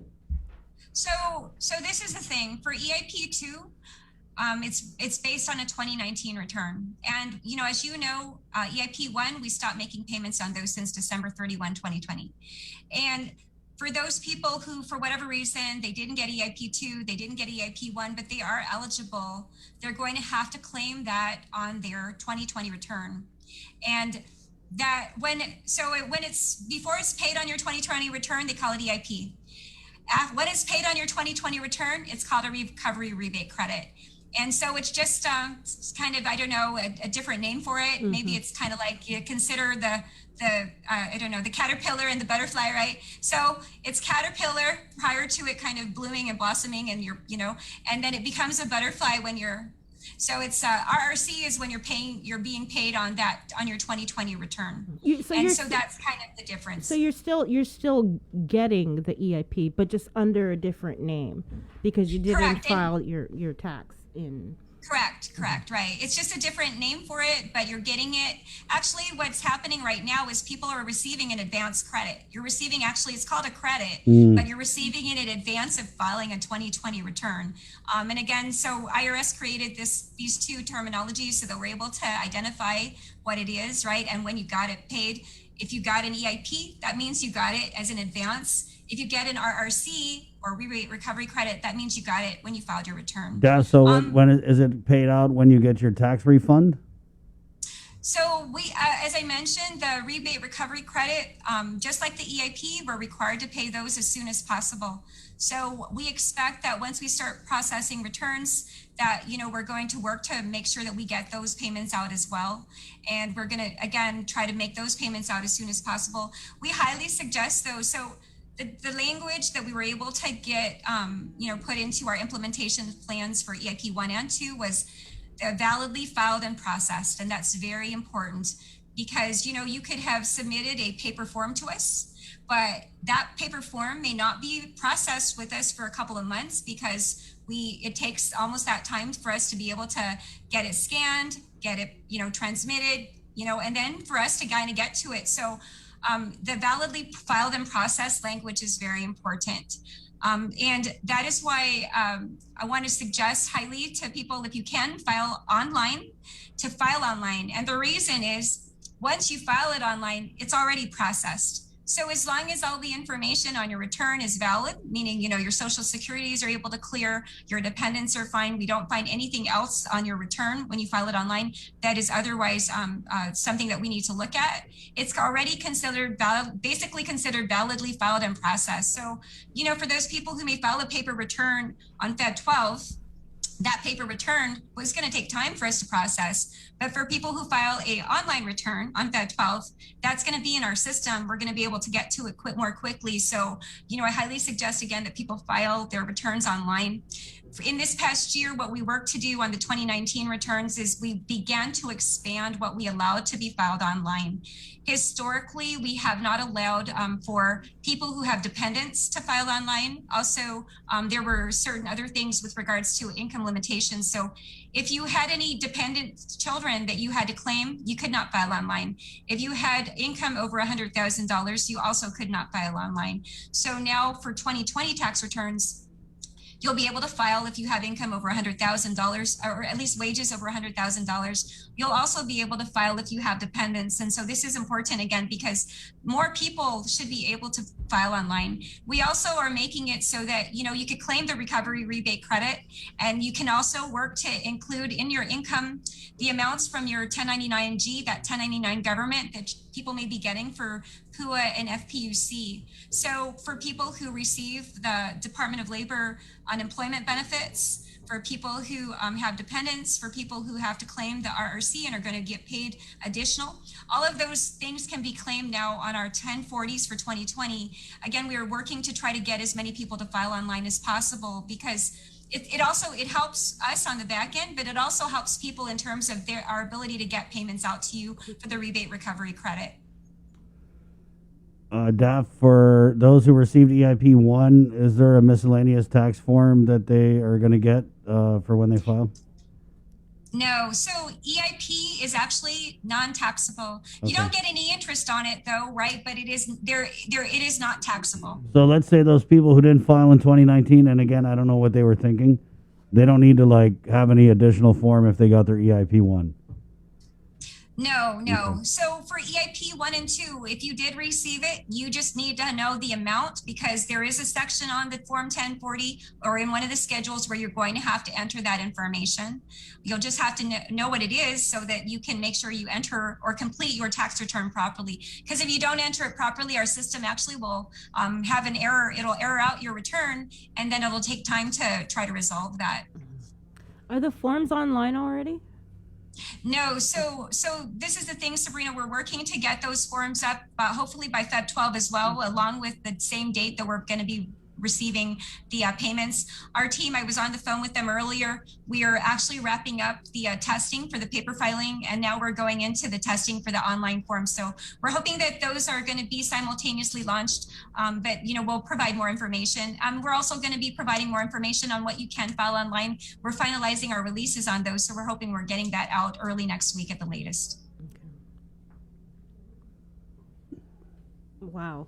That was a lot. Very So file informative. online, guys. Yeah. Again, those of you who didn't file your 2019, file online. That's the hack. If you file online, it's instantly processed. If you filed paper the good old-fashioned way, then good luck. It just takes a little It bit takes a couple longer. months because they're backlogged and they gotta, you know what I mean? And we did put Go ahead. the link, as Daph said, so it's myguamtax.com, and you can find that in our comment section. Just click on that. I mean, it's all the forms you'll ever need and everything like that, and it's going to make your customer service experience a lot smoother. Just real quick, for those who are going to file online, whether it's 2019, 2020, what documents do they need to scan? Go ahead. So this is how it works. And actually, we actually close out the prior year. So the 2019 returns, the online, we actually stopped receiving those online on October 15. Yeah. So after the deadline for filing the 2019 returns, we closed out the portal so that people cannot file any more of their returns online. When we open up the portal again, we're targeting Feb 12. That's going to be for 2020 tax returns. Okay. And just to be clear, if you do not, if you're not able to get an EIP2 because you don't have a validly filed and processed 2019 return in the system before we get to this March 19 date, then you're going to have to get the payment as a recovery rebate credit. Yeah. You're not going to be able to get it as an EIP2. Right. And that's again very, very important. And So when you file online, just make sure that, because we do a few things. Make sure that your social security numbers for yourself, your spouse, and your dependents is correct, because we actually go through a validation system. We make sure that, the social security numbers are correct. And I know people have had challenges because if your social security number, for whatever reason, like I know people who may not have, after they got married, they may not have changed their name on their social security card, but they did change their name on their tax return. And so when we send those in to get validated, it gets kicked back because their names don't match. Also, I've seen where, perhaps like, for example, my name, my parents, decided to name, my first name is Daphne Jeline. So, but on my tax return, maybe my parents claim me and they only put Daphne and they don't put Jeline. That could also be problematic. So we really need for people to make sure that when they file their returns, that they make sure that those information ties with their social security cards, because when we do validate, we do make sure that those tie, and the system will, although you file it online, it may kick it back. Now, when you file online though, Chris, and your question was, what documents do we need to scan? So what happens with us is when you file online, you actually don't have to attach any documents, even your W-2 or the 1099-G. And that's because on the back end, we do have a system for checking those. And that's why when people file their W-2, W-3SSs with us, employers, we have to get those. Those actually get processed. So on the back end, those get reconciled. And if there is an issue with your W-2 not matching, then those again will get kicked back. So again, that's why all of the timing and there's a lot of things that perhaps people don't realize about the reason why we have certain deadlines and why we do the things we do. But because again, there's a lot of things that our system has to do and validate so that way people can, we can validate and make payments to people. Okay, so you can file 2019 online. That's something you have to drop off. 2020 online filing, hoping to be open February 12th. Correct. Um, And again, I want to recommend highly that people, if you qualify, and we will send out the release on that, if you qualify to file online, again, I recommend highly that you file online because it will be in our system. You don't have to worry about, the time it takes for us to process. And that's very important. My team was mentioning to me that for 2018, we had about 2018 tax returns, we had about 700 online filers. For 2019 tax returns, we had over 7,000 filers. And so that's it's like a 10-time increase. The other thing is we only have we have about 70 to 80,000 actual tax returns that get filed. And so, we're happy that maybe about 10%, almost 10% of our filers were able to file a 2019 return. So for 2020, we're definitely hoping to get more people to file. Also, if you recall, in the last few weeks, we actually made our first direct deposits of refunds. And so for 2020, we're going to be doing that as well. We're going to provide more information on how people will be able to do that and what the criteria are. But that's something else that we're going to be launching, and we're excited about that. Daph, we have a call for you with a caller with a question. Ma'am, go ahead. You're on with Daphne Shimizu, Revenue Tax Director. Good morning. I have a question. If you're an individual with a disability and you need help filing your tax, how do we go about that process? I'm sorry, Chris, I couldn't hear. Oh, okay. Ma'am, stand by. She's a person with disabilities, and she's asking if she needs help filing. How do they go through that process? Okay, so I was talking with my team about that, and we have, as a kind of as a courtesy service, we've been, our team actually does some preparation for our Manamco and our individuals with disabilities. We are going to be doing that when we open up our filing season as well. We will have to limit the number of people that we're going to be able to serve, but we're going to continue to do that. So we'll be able to provide some more information on the hours and how you'll be able to go about doing that. But our team, again, for many years, and it's not required by law, but we really just do it as a kind of a courtesy service for our people. We will, like we did in the past, we'll continue to do that, but people will have to get in line, and we're going to have more information on how that service will work. Ma'am, did you hear that? Yes. Okay. Thank you. Okay, ma'am. We'll see you. Thank you for your call. Be safe. Thank you. Daph, we had a comment here. What about a Judam program in Salapi? Do they need a 1099 for that when they file? Is Judam Mangafa or Any of the Judah thingies? So Judy Mangafa and Programin Salapi, I am not certain if there are 1099s that also are going out for that. I'm not sure. And so that's something that we'll have to likely check on. I know that if you read through the language of the executive orders that created those programs, at least Programin Salapi was created by an executive order. You'll be able to see some information on, more details on that, but I am not sure, Sabrina and Chris, if people are getting 1099s for that. Okay. And then if we're filing, again, those 2019 filers, do they need to indicate anywhere on their filing about the recovery rebate credit?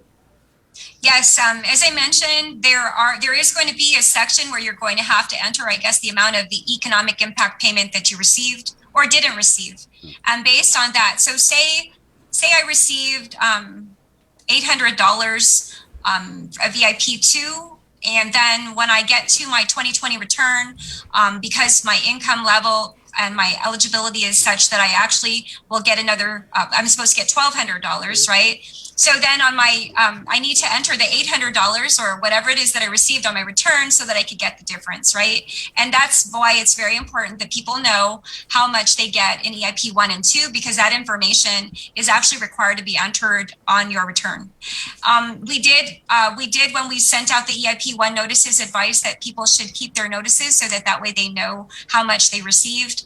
But again, I believe what our team's doing is that when you do the EIP 2 lookup, you'll also be able to do the EIP 1 lookup so that you'll have all that information. In the event that you lost your letter, in the event that you don't recall and you don't have a copy or didn't note in your register how much your check was that you got for EIP 1 or 2, those information we're working to make available when we do the EIP lookup. Anything else, Bree? I feel like there's something we're forgetting to ask about. Daphne, is there anything we're forgetting to ask about? You know what? There's a lot of things happening at Rev and Tax. Again, our EIP2 payments, we're going to be rolling them out as soon as possible. So, just be watching out for that. We've done about $42 million. It's $42,067,662 of EIP payments as of this past Wednesday. We're going to continue to make those payments. For people who are working to prepare their returns already for 2020, we'll begin to receive those on Feb 12. Again, I highly recommend that people consider filing online because that will help you as long as you qualify. It will be very helpful in terms of making sure that your return is in the system, so that when we begin to make recovery rebate credit payments, that those will be able to be made as soon as possible. So encourage everybody to file online. Also, again, want to say thank you to you guys for letting me on. Our team is here this morning, making sure that our vehicle registration people are coming in for vehicle registration are being served. But throughout the week, Monday through Friday, our team is available and open. We're going to do our best, Sabrina, to address the issues of our phone lines. I know that's been something that has come up multiple times. But again, I want to thank you all, and I want to thank the people of Guam for being very patient with us. And I also want to thank GPD for being here at 5:30, and also shout out to my team as well for coming here, the ones that have been coming here at 5:30 in the morning to make sure that, we're able to get people in and serve them as soon as possible. But again, thank you all. If you have any questions, Chris and Sabrina and Jason, you can always message me. So to the people who are listeners of the link, if you have questions, Sabrina, Chris, and Jason, they email me or they can message me so that we can get answers to you. If you let them know, we'll get answers to you as soon as we can, and so we can help you in that way. Thank you, Daphne. Thanks, Steph. Thanks, So, thank you so much. Have a great day and stay safe. You too. Appreciate Stay it. safe. Have a good day, Daphne. Have a good weekend. There you go. That's about 8 hours of information in one 30-minute interview. She's awesome. It's like, you have any questions? No, she answered everything. Yeah. No. Oh, wait. And then when I ask a question, she's like, yeah, like I said. But, key takeaway, the online resources are there. Please file online. Yes. I mean, I know that the phone thing can be a drag for like many of you who are trying to get through and everything like that. The online stuff, it does work. It's very, very simple. It's available for you 24/7, so please make use of it. Right. I know you guys are kicking and screaming. You don't want to do online because we're just not used to it, but that's the way of the world. It's changing, guys. And it's not hard. I mean, I know it may be intimidating for some people out there. If you've never done this before, they've made it very, very simple. But it is also frustrating because, I mean, clearly, like Daphne had said, we set a record for online filing during the pandemic. Before the pandemic, they were like 1% or less of people were filing taxes online. It went way up. Right. But there's a good point here that was made. So now you're saying, this is Dwayne, so now you're saying that those who file online and those who file in person, the ones filing in person, now have to wait longer to receive their tax. Yes, that is exactly what they're saying. Mm-hmm. It's just quicker when you file online. A lot of the information's already, it's in their system. Right. So when you go when you're online, then it goes on their end, and then it's like. Well, speaking of online, Aaron Redobel is asking, is this recorded? Where can we watch it later? Because, that was a lot of information. Right. And you can go back and watch it. We put all of our clips up on YouTube. It's youtube.com/KUAM News. We'll have it up immediately when the show is done. And when this show is done, you can actually go back and watch it again on Facebook. Right. And then just play it at -2 speed. And just to recap, 36,151 EIP2 checks have been processed. 42 million has been paid out in the last 2 weeks. At least all 42 million has been transmitted to the Treasury. They're being paid out based on the filing date, right? So the goal is for DRT to pay out as much as they possibly can by next Friday, February 12th, which is when they're going to start, the tax filing season begins. Right. But it's really because it's Valentine's Day weekend. They're trying to get you guys get your money right, so you guys can go Valentine's yourself, make babies, and then create a whole new tax base for the government of Guam. It's all part of their plan. It's a conspiracy. 9 months from now, you will be in a completely different tax bracket than you are right now. 7:37. Let's go into the Zoom room where Dr. Hoa Wen is standing by. Doc, good morning, Doc. Unmute. Oh, there he is. Okay. Doc, Good morning, guys. Doc Good was just morning. like, I heard him talking, and he was like, yeah, so, you file online. And like, did you get your stimulus, Doc? Oh, wait, you're probably out of the bracket. Okay. Cancel. Ah. Yeah. Hey, good morning, Doc. I didn't get my stimulus check for some reason. Yeah, let me follow up with Daphne on that. So, Doc, there was a physicians advisory group meeting last night. Yes, we have a very good discussion last night on a few subjects. Did you guys have any discussion on this guidance for the movie theaters where they were told they could open and now they're being told they can't sell any concessions? I didn't hear about that decision until I got home and I read on your website and about the movie theater. And I don't know. We have to go back and talk about it because, if they do pre-package everything and you can sell it, there's no difference than going and eat in a restaurant at 50% dine-in. So to me, they should be allowed to sell, food in the concession. I like my nacho and when I see a movie. So I think I'm not quite sure what's the real concern is. So we probably will ask some public health this morning to see what's going on. Because I think that they should be allowed to sell food in the concession for the movie theater. Yeah, and we don't know what the reasoning was in the movie theater. People were saying that because I thought, maybe it's because some part of their sales is self-service, whether you're putting Tabasco or ketchup on your hot dog or whatever. And they said, no, that wasn't it. They were just simply told that they cannot sell anything, whether it's prepackaged or not. So I don't know what the deal was, but definitely frustrating for them because, that's how they make their money was with that $20 popcorn. And not only that, it's just the fact that the executive order allowing for these movie theaters to reopen was issued almost a month ago. Yeah. And to be told just the day before is kind of ridiculous because maybe they should have been told a month ago what the with your iPad. Excuse me? What the guidelines were. Because they bought all this product, they've been preparing, and now they're told the day before, like, no, so what are they going to do with all the stuff they bought to prepare for the reopening?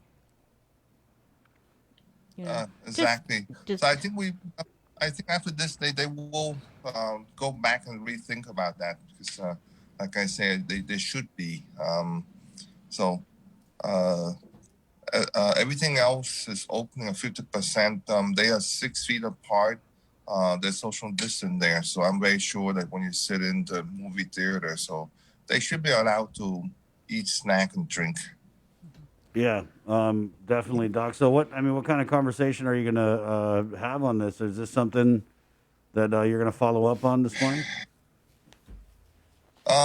Yeah, we every time that we try to change something, there's not something new coming out. So we discuss a lot about the new quarantine guideline and what to do, when to change it. But, this new UK strain that will be probably predominantly the new strain in the United States. It's raised a lot of eyebrows during our discussion.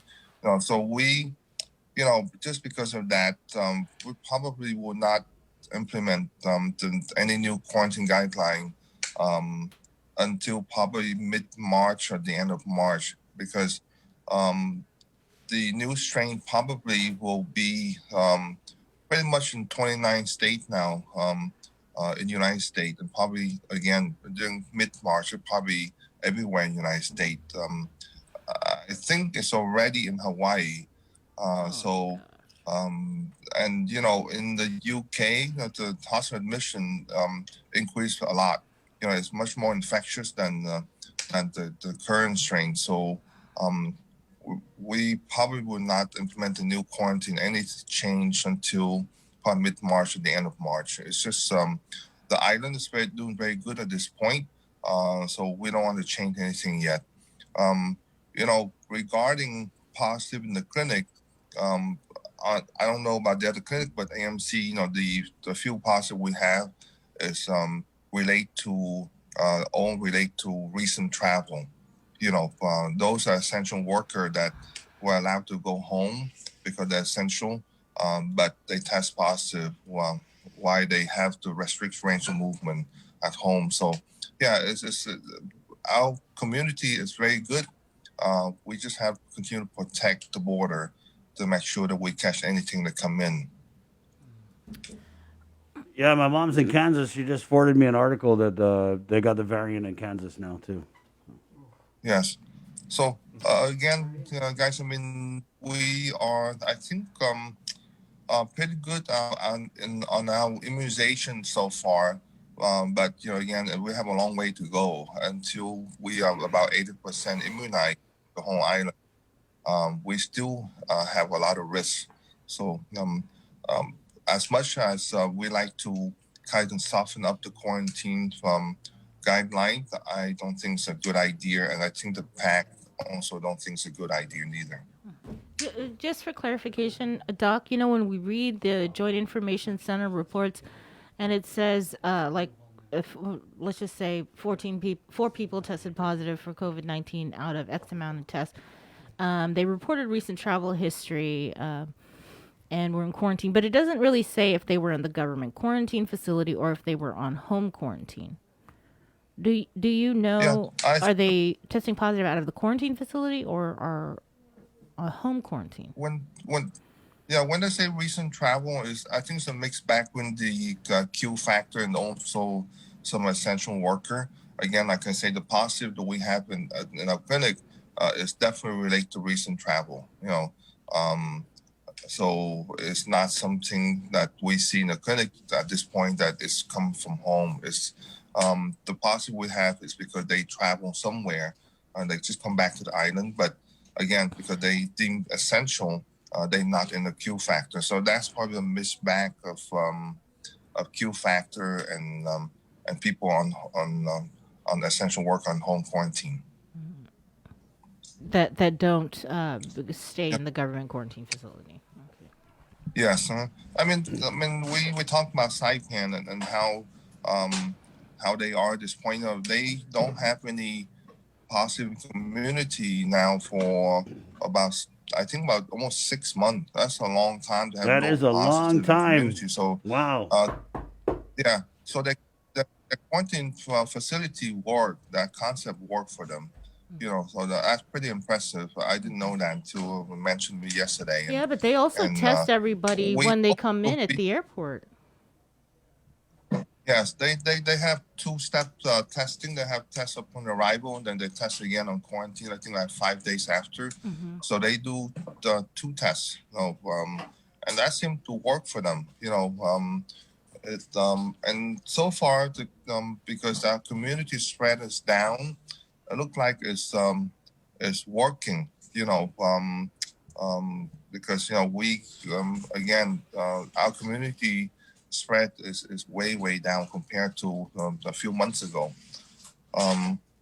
So I know there's a lot of complaint, and that's not a lot. There's a few complaint, but a lot less than before. I think that is working, and as you can see now, CAR score is low. Everything is opening up, so we keep our finger crossed continue to be the same as we move on. You said no changes to quarantine at this time, but what about testing everybody that arrives at the airport? Yeah, that's something that we were thinking at first to use the antigen test, but I think we have problem of paying the BINAS card because it's going to run out, pretty soon. If we do the testing at the airport, if we had to use the PCR testing, I don't think we can run that fast at this point. So I think that that process of testing the airport still in the discussion. But I think eventually we will do something as I can test twice. Hey, I want to also shout out to the FSM because I was talking to someone yesterday and they're like, hey, you guys always say the CNMI is no COVID. Well, the FSM also has no COVID. Okay, just so there you go. Yeah, FSM definitely have no COVID. You know, they closed the border since day one, so they have 0 case at all. I mean, people on the flight in FSM to Guam, they do not have to go through any quarantine. They go straight home, and hopefully we feel comfortable about the CMI. So we also feel like CMI don't need to be tested when they arrive to Guam either, because they are they are free of COVID now for the past few months. Right. Unless they open for international flight, then that will change. Right. They're supposed to be reopening tourism, I think, to South Korea this month, actually. Yeah.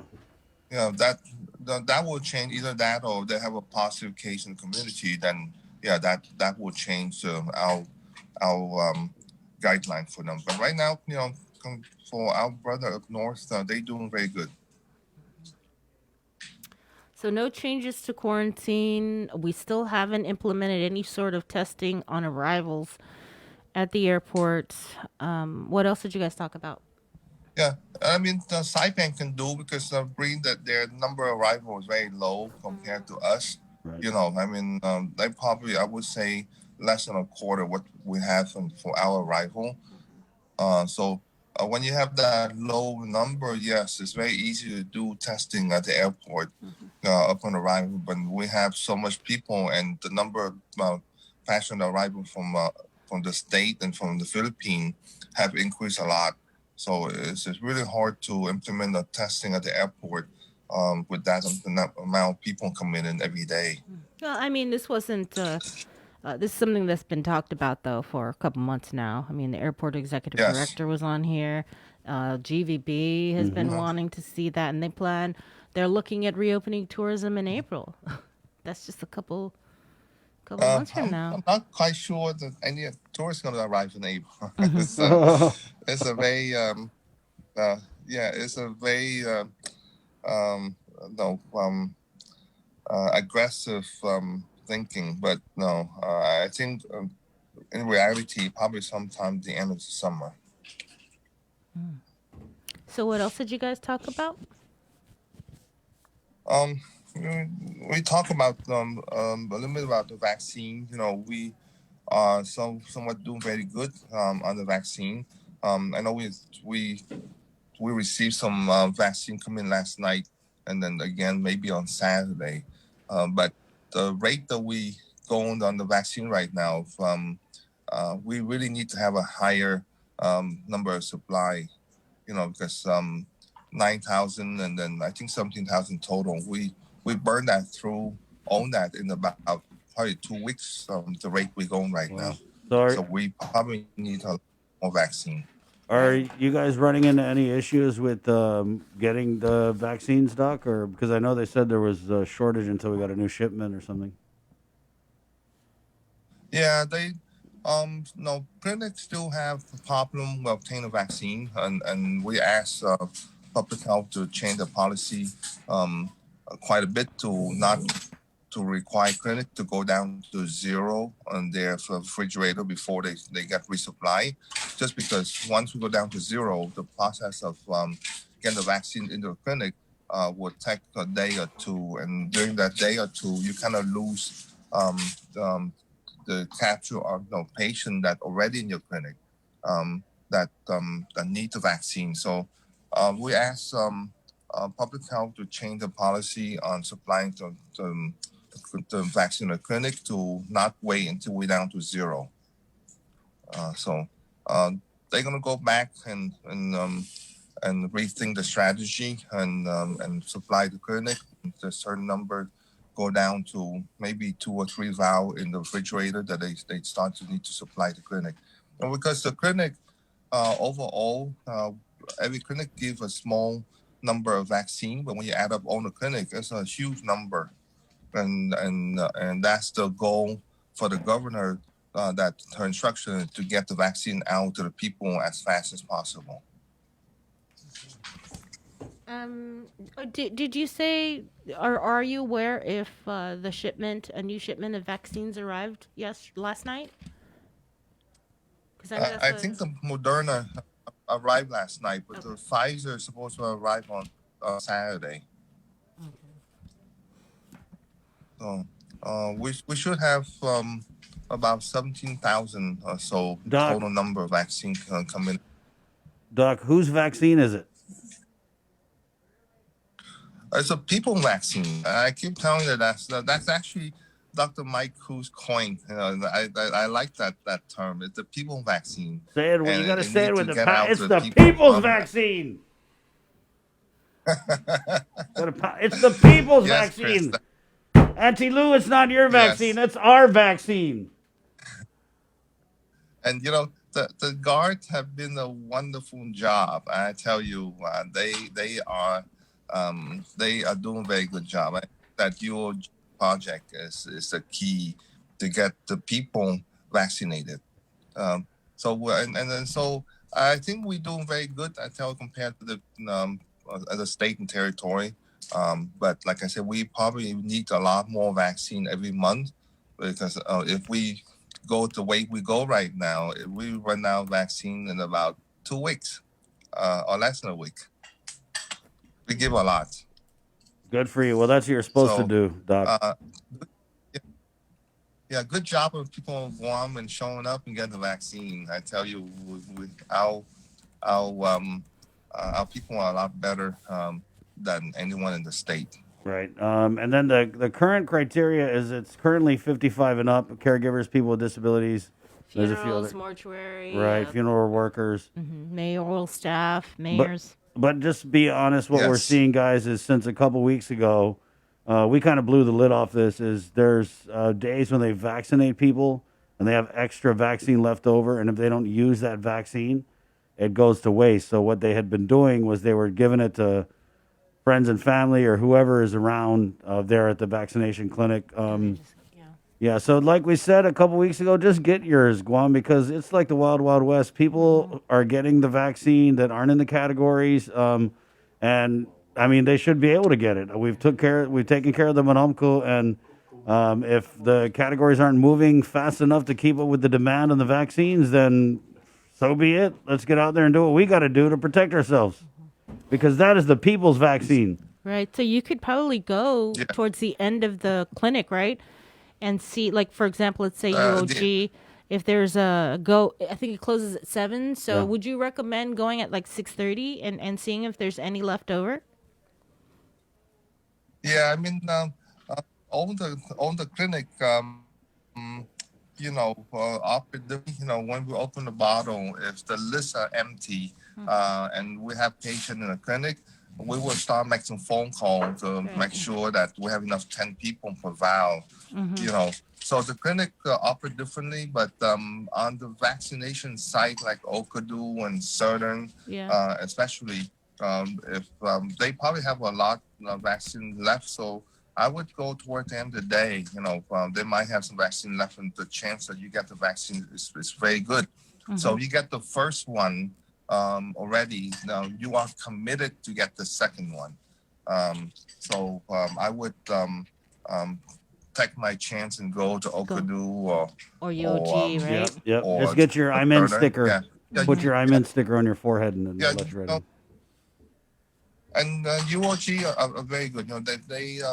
If they have people that if you escort an elderly person to go in, more likely they will give to you too, because you there already. So there's no sense of denying your shot. So Amen. We try to get the people as much as possible. Amen, Doc. And that's the governor. She makes it very clear to everyone that if people are there, give to them. And that's her direction. It basically give to people. Don't be so strict and don't follow the guidelines so strict. So again, UOG Calvo Fieldhouse, the National Guard, they're going to be there giving vaccinations. It's all booked up online, but they are accepting walk-ins hourly. And then when it ends at 7, if you want to try your luck and go there, before it closes, they may have some extra leftover vaccines that you can try and avail yourself of. Because as Dr. Wynn and the phrase coined by the Surgeon Cell, Dr. Mike Cruz, it's the people's vaccine. Yeah. Thank you, Doc. Again, please, Chris, get the vaccine as soon as you can get it. But getting the vaccine, please still use your 3W and not drop your guard, okay? Until the 80% get vaccine, which is, if we go the way we go and we have enough supply, would be probably sometime the end of June, early July, that we really vaccinate 80% of the island. Doc, do you know, because we had a comment here, what documents do you need to justify you're a home caregiver for mom or dad or whoever? Are they being that strict? Guys, again, if you come in to my clinic or somewhere and you just tell people that, hey, I'm taking care of my elderly, I don't think it'd be that strict. You don't need documentation.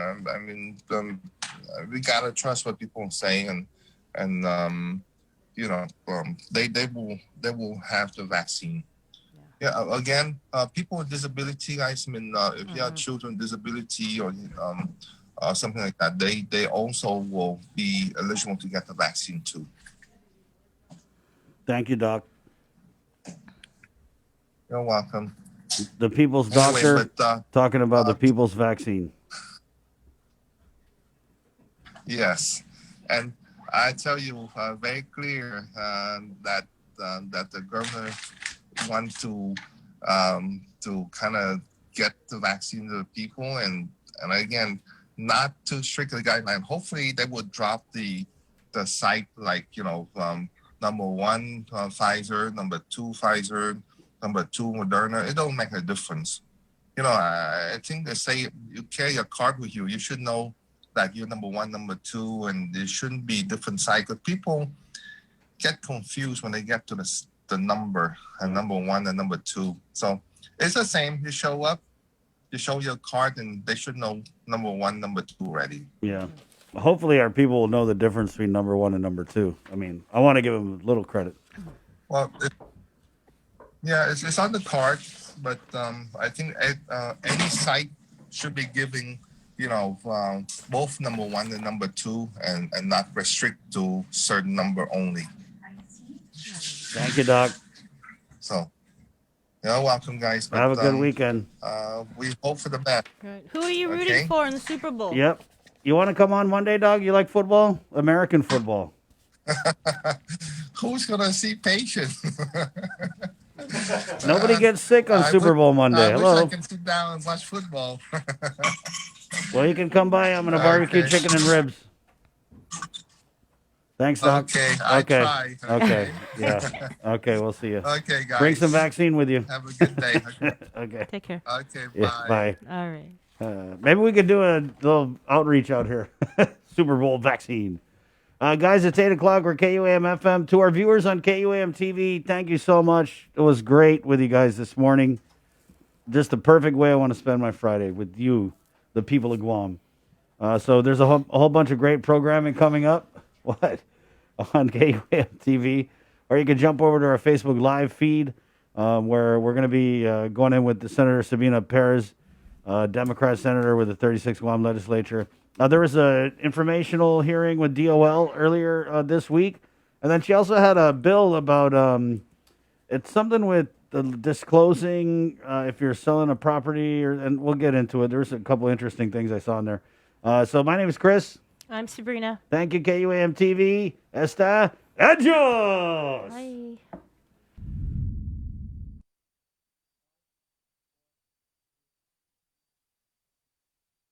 We're back. We are KUAM FM Agotni Guam. It's Friday. Whoa, Betness. Good morning, Guam. Yelling.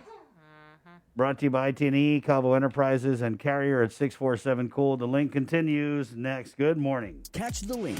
The relationship between Guam and Manila, Philippines is undeniable as we share similar cultural traditions, history, and heritage, with generations of Filipinos calling Guam home. KUAM presents a monthly look at the capital city featuring in-depth and engaging interviews on everything from medical tourism to new business and government leaders. Veteran newscaster Nestor Lecanto delivers Beyond Our Borders. This special program is brought to you by the Bank of Guam and KFC. Valentine's Day is coming and love is in the air. On the link, Sabrina and I playing matchmaker. So get a love connection on the link. We're looking for Guam's most eligible bachelors and bachelorettes. And we're going to match you guys up. You're going to go on some free dates for Valentine's Day weekends. Just hop on to KUAM.com, fill out a super easy registration form, and you could be making love on the link. Hey, all right. GU Self-Storage, conveniently located near the Harmon McDonald's. We offer affordable rates, online payments, and auto bill pay for your convenience. Plus gate access daily from 6 a.m. to 9 p.m. Call us today at 648-7867 for more information. Hafa, my name is Margarita Gay. I'm a registered nurse at the Department of Public Health and Social Service. The Centers for Disease Control recommends wearing cloth face covering in public places. Don't let your guard down. Prevention saves lives. For more information, please call 311 or check out our website at www.dphss.guam.gov. We got your 6 at 6 a.m. with the link on Breeze 93.9 FM. Bree and I connect you with all the latest news and information you need to know to start your day. Then check back with Guam's news leader at 6 p.m. for the day's top headlines with KUAM News Primetime. From 6 a.m. to 6 p.m. and everything else in between with KUAM Digital, we got your 6.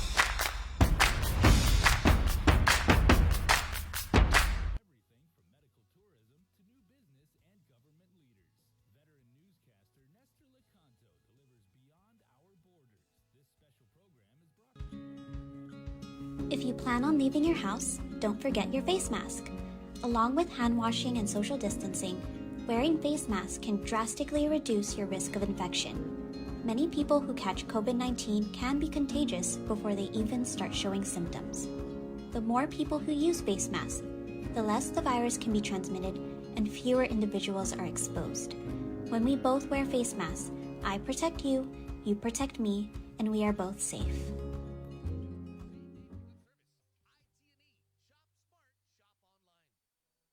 Our frontliners have been working tirelessly to keep us safe, and now they need your help to get our island back up and running as safely as possible.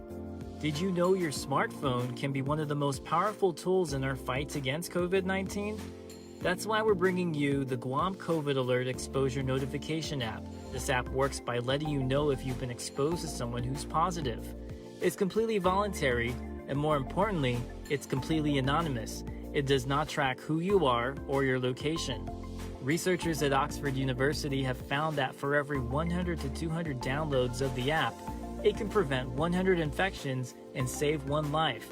Add your phone to the COVID fight by going to guamcovidalert.guam.gov or download it from the App Store or Google Play now. Help Guam stop COVID-19. 93.9 FM.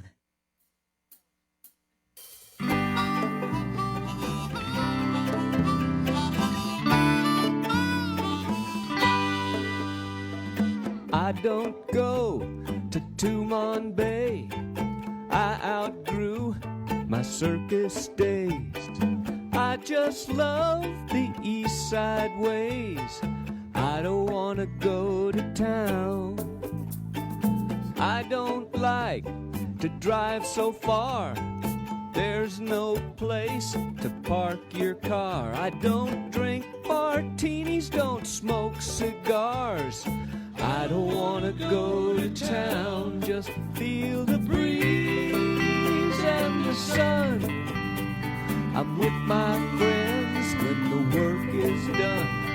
Relax in the shade. We're easy to please, we're hanging around, and we're slowing way down, and we don't want to go to town.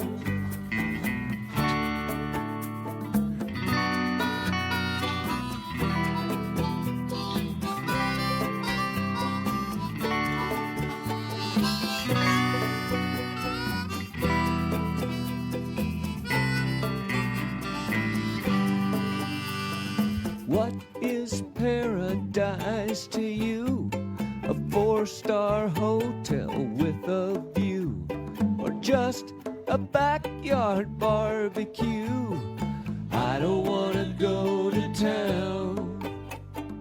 Paradise isn't found or lost. You pay the price, then check the cost. Breathe the tourist bus exhaust. I don't want to go to town, just feel the breeze and the sun. I'm with my friends when the work is done. Relax in the shade. We're easy to please, we're hanging around, and we're slowing way down, and we don't want to go to town. Concrete jungle and plastic trees. I'm going broke on shopping sprees. Everything that you don't need. We don't want to go to town. Late afternoon, can you stick around? I'll call the boys, we'll drink 'em down, and cook the food, and then we chow. We don't want to go to town, just feel the breeze and the sun. I'm with my friends when the work is done. Relax in the shade. We're easy to please, we're hanging around, and we're slowing way down, and we don't want to go to town.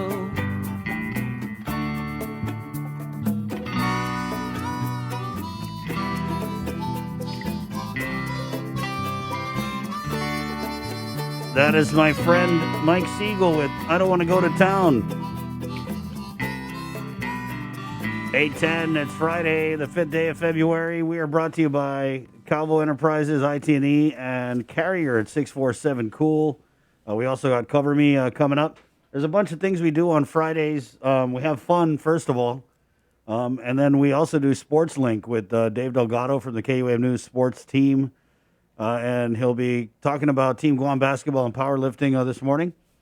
And then we've got our sneak peek of the One Micronesia podcast. Victorious Falon interviews Humanities Guahan about their ongoing projects and programs that show the varieties and the similarities of Pacific culture.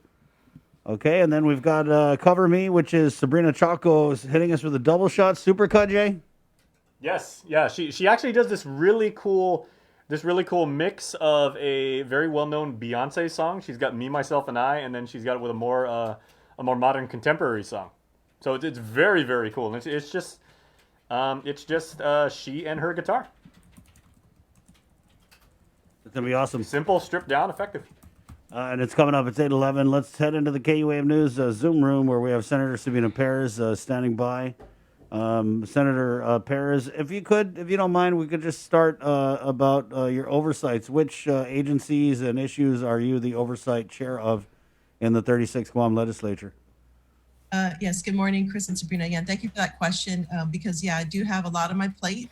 There's the environment, which encompasses not just Guam EPA, but Guam Solid Waste, Guam Water Works Authority, Guam Energy Office. And then there's the Department of Revenue and Taxation, which includes all their boards and commissions from the banking and insurance to the ABC board.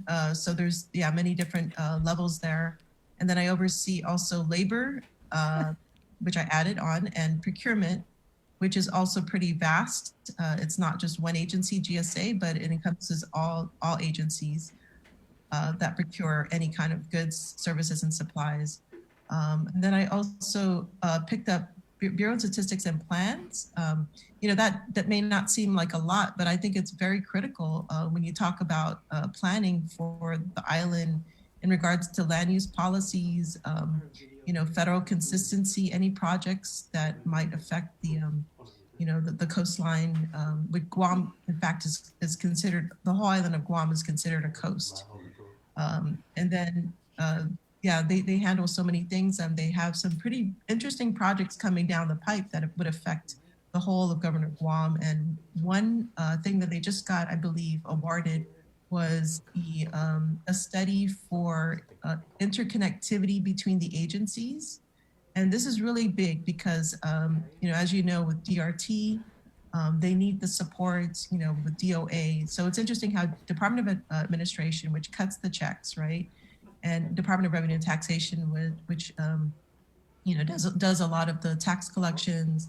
There's no interface between the two. And so what this study would do, it would help increase connectivity. And the other thing I see, the importance of this is the ability to close some gaps when it comes to collections. So there's something called the use tax, right? And use tax is it's supposed to be applied when we purchase things online. That is definitely under collected. And according to, I think, a recent audit by BJ Cruz, there was, we should be collecting roughly about 60 million, and that may be even an underestimation. What we're collecting now is about 100,000. So, yeah. And, considering that we are in a budget, crunch, we are lacking revenues. This is a source of revenue that can help, with a lot of the, recovery for Guam, the economic recovery for Guam. It can help with the staff shortages that we're seeing, and just to really, kind of help with the government function better, so that we can provide the services that our community depends upon. So, how much was that grant? It was a grant award? It was I have to go back and check. But I believe there was some federal funding involved in that one. I agree with you there, Bureau of Stats and Plans. I've seen some of the stuff that they put out with Tyrone, right, as the head of BSP. It's pretty interesting, and there's a lot of info there that I think we can use and apply in different areas. So that's cool. There's an informational hearing, right? So you have oversight of labor too, and you want to kind of run through some of the takeaways from that hearing now that you've had a couple days to kind of, process everything. Yeah, I mean, I think the big question is, can we resolve the issue with reduced workers, right? Reduce hour workers. Can they reinitiate the unemployment benefits for them? And so that issue is still outstanding.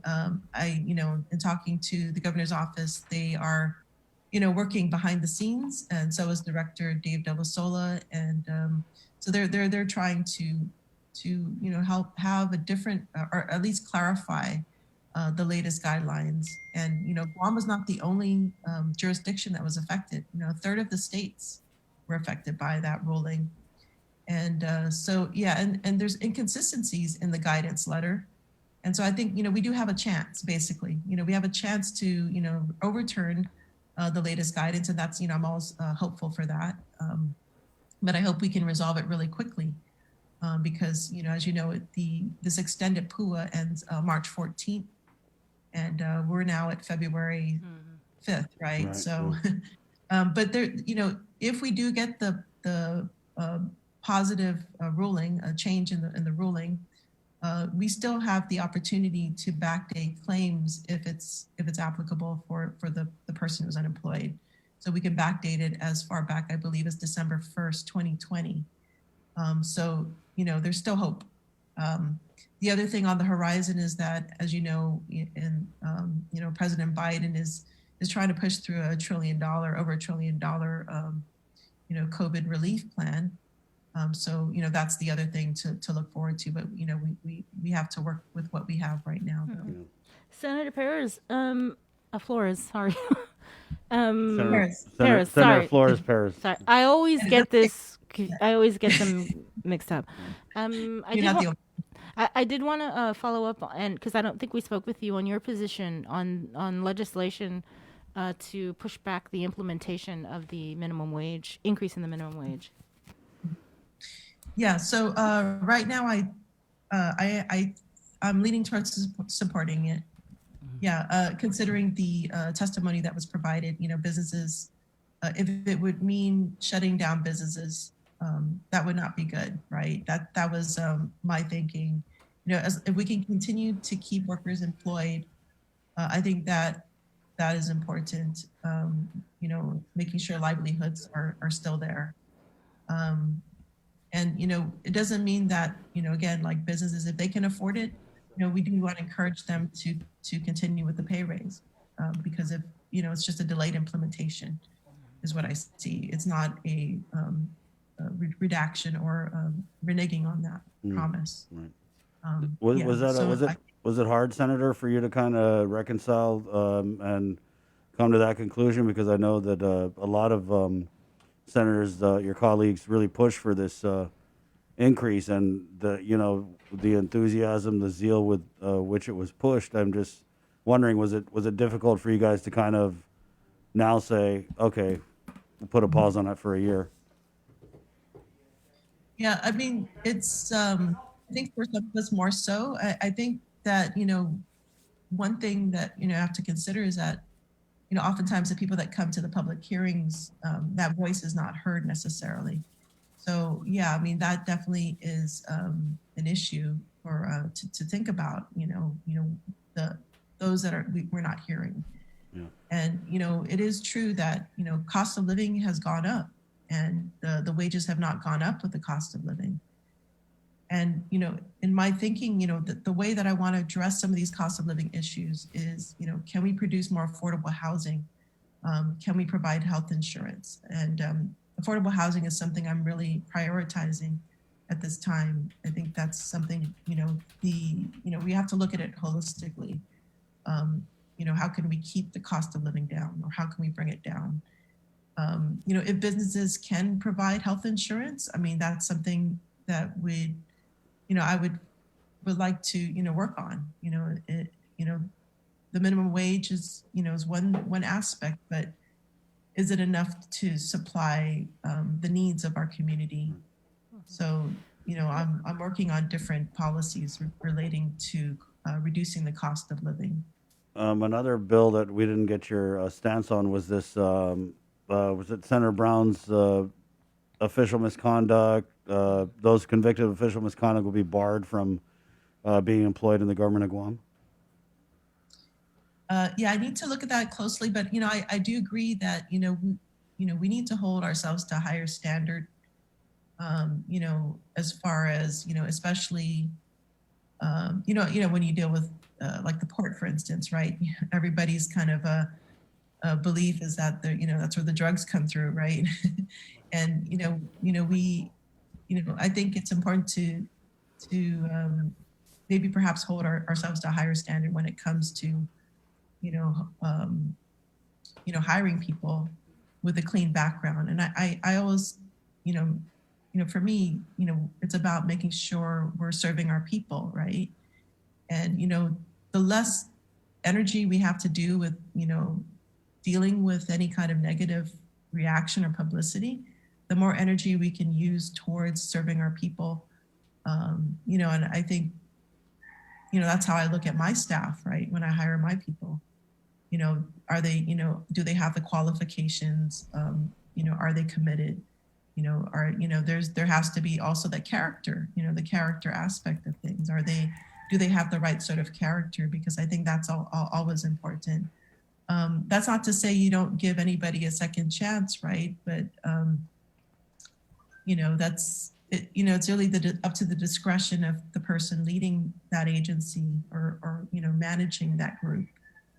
I'm here to make, the most positive change. I want to use all that energy to do that and not have to, to deal with the any kind of negative pushback from things, right? it's hard enough. This job's hard enough as it is, right? I want to be able to work with a team that's, there and ready to go. Right. And But at the same time, I just mean, hope- if there's an issue that you're going to disagree with people on, then I think it's also important for us to be able to disagree with each other on policy or whatever, and then still do what we have to do moving forward. I don't like this idea of people getting crucified just because they disagree with a piece of legislation or they want to ask a question about the port or whatever agency, right? Right. Yeah. You had It's this- about certain people ultimately. Right. You had this bill here, this seller disclosure bill that we were going to talk about. Yes, yeah. So I do have a public hearing. This is one of the bills that's going to be heard, and it was introduced last term, but it never made it to session floor. So it got reintroduced again. This is the culmination of work of Chris Murphy, and he's been working with the real estate industry for over 3 years now. And really, Guam has no seller disclosure law in place, unlike the rest of the United States. And it's really about protecting the consumer when they purchase one of their most valuable investments, which is a home. And it's really just what it would do is it would mandate the Real Estate Commission to create a form that would have a list of everything that the seller would disclose to a potential home buyer. And that's what it does, what this bill does. And but it also provides a mechanism.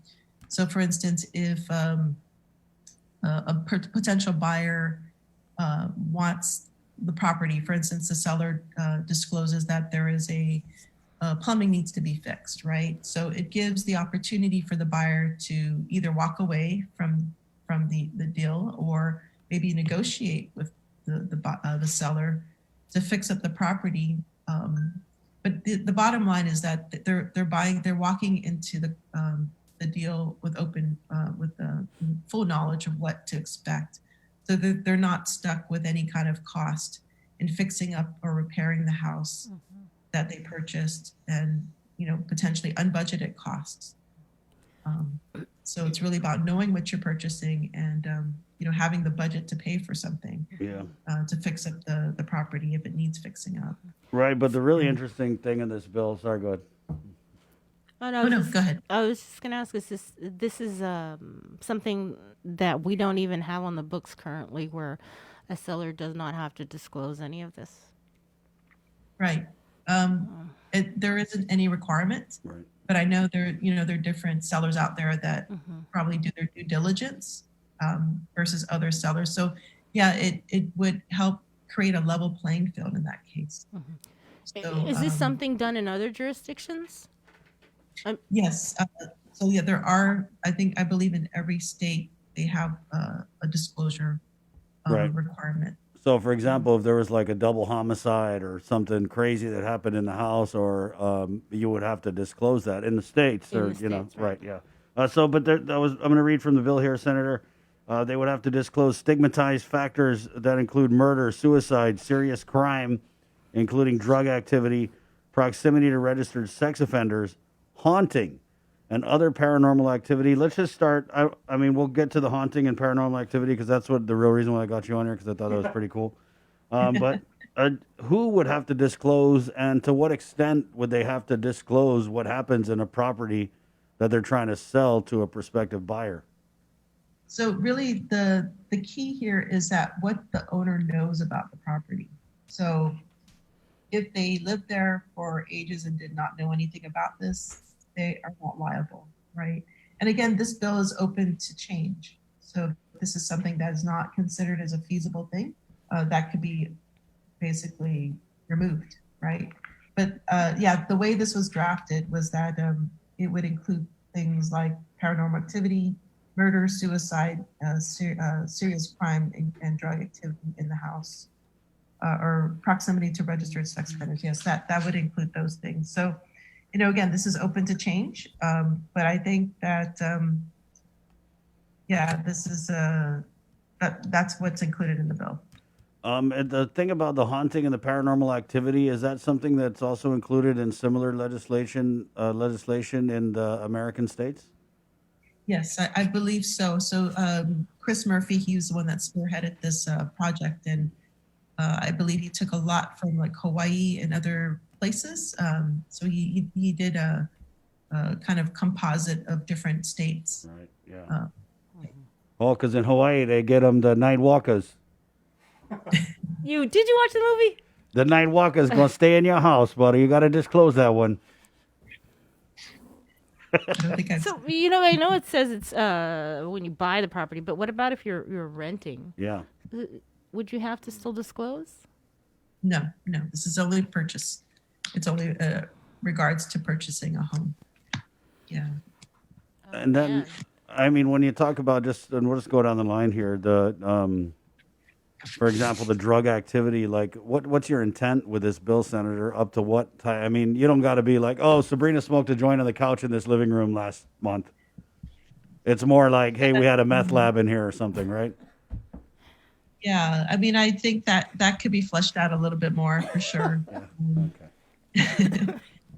Yeah, my thinking probably would be more the meth activity. Right. But yeah, that's open to change, right? So I'm open to adjusting this. All right, let's just get to the Tatamona stuff. So if I'm selling a property and this house has Tatamona, there's all kinds of stuff going on. You know what I mean?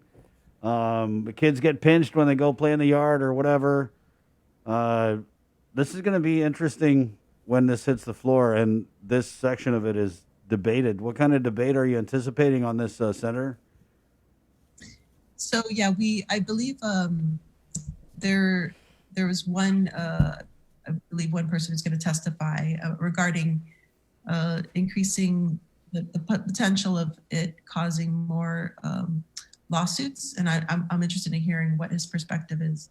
And maybe it's this section. I don't know if it's this section that's he's concerned about, or if there's other parts of the bill. So yeah, it definitely be open to change depending on what type of testimony comes out of this.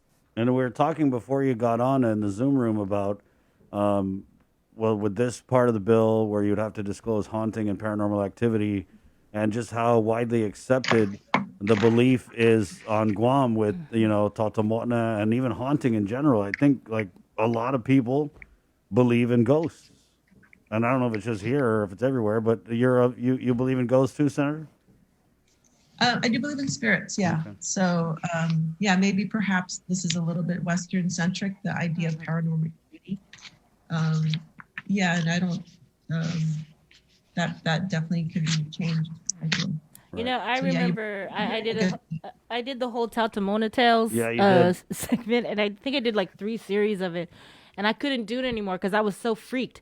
And there was one story, I think it was in Santa Rita, and I was interviewing the woman that lived at the home, and she was saying, this is the trail where the Tatamonas walk. The Pasadero. Yeah, I was like, oh my gosh. And yes, Jason? Oh, well, I was going to say, remember our own Joser here, when he was with now Senator, your colleague, Senator Clint Virgil, they were doing a similar thing and they were interviewing the late Mayor Buck Cruz, right? And I believe, correct me if I'm wrong, Joser, you were talking about something about, and the mayor was saying, oh, and we know our ancestors are here. And then just as he said it, there was like 2 or 3 big, was it an entire tree or was it the branch? Oh, the tree branch just fell, and the mayor just like looked at me and he goes, "Ay, look," he goes, they're communicating to us. Right. Yeah, it's really I believe in that stuff too. That's why I was like, I can't do this anymore. Right.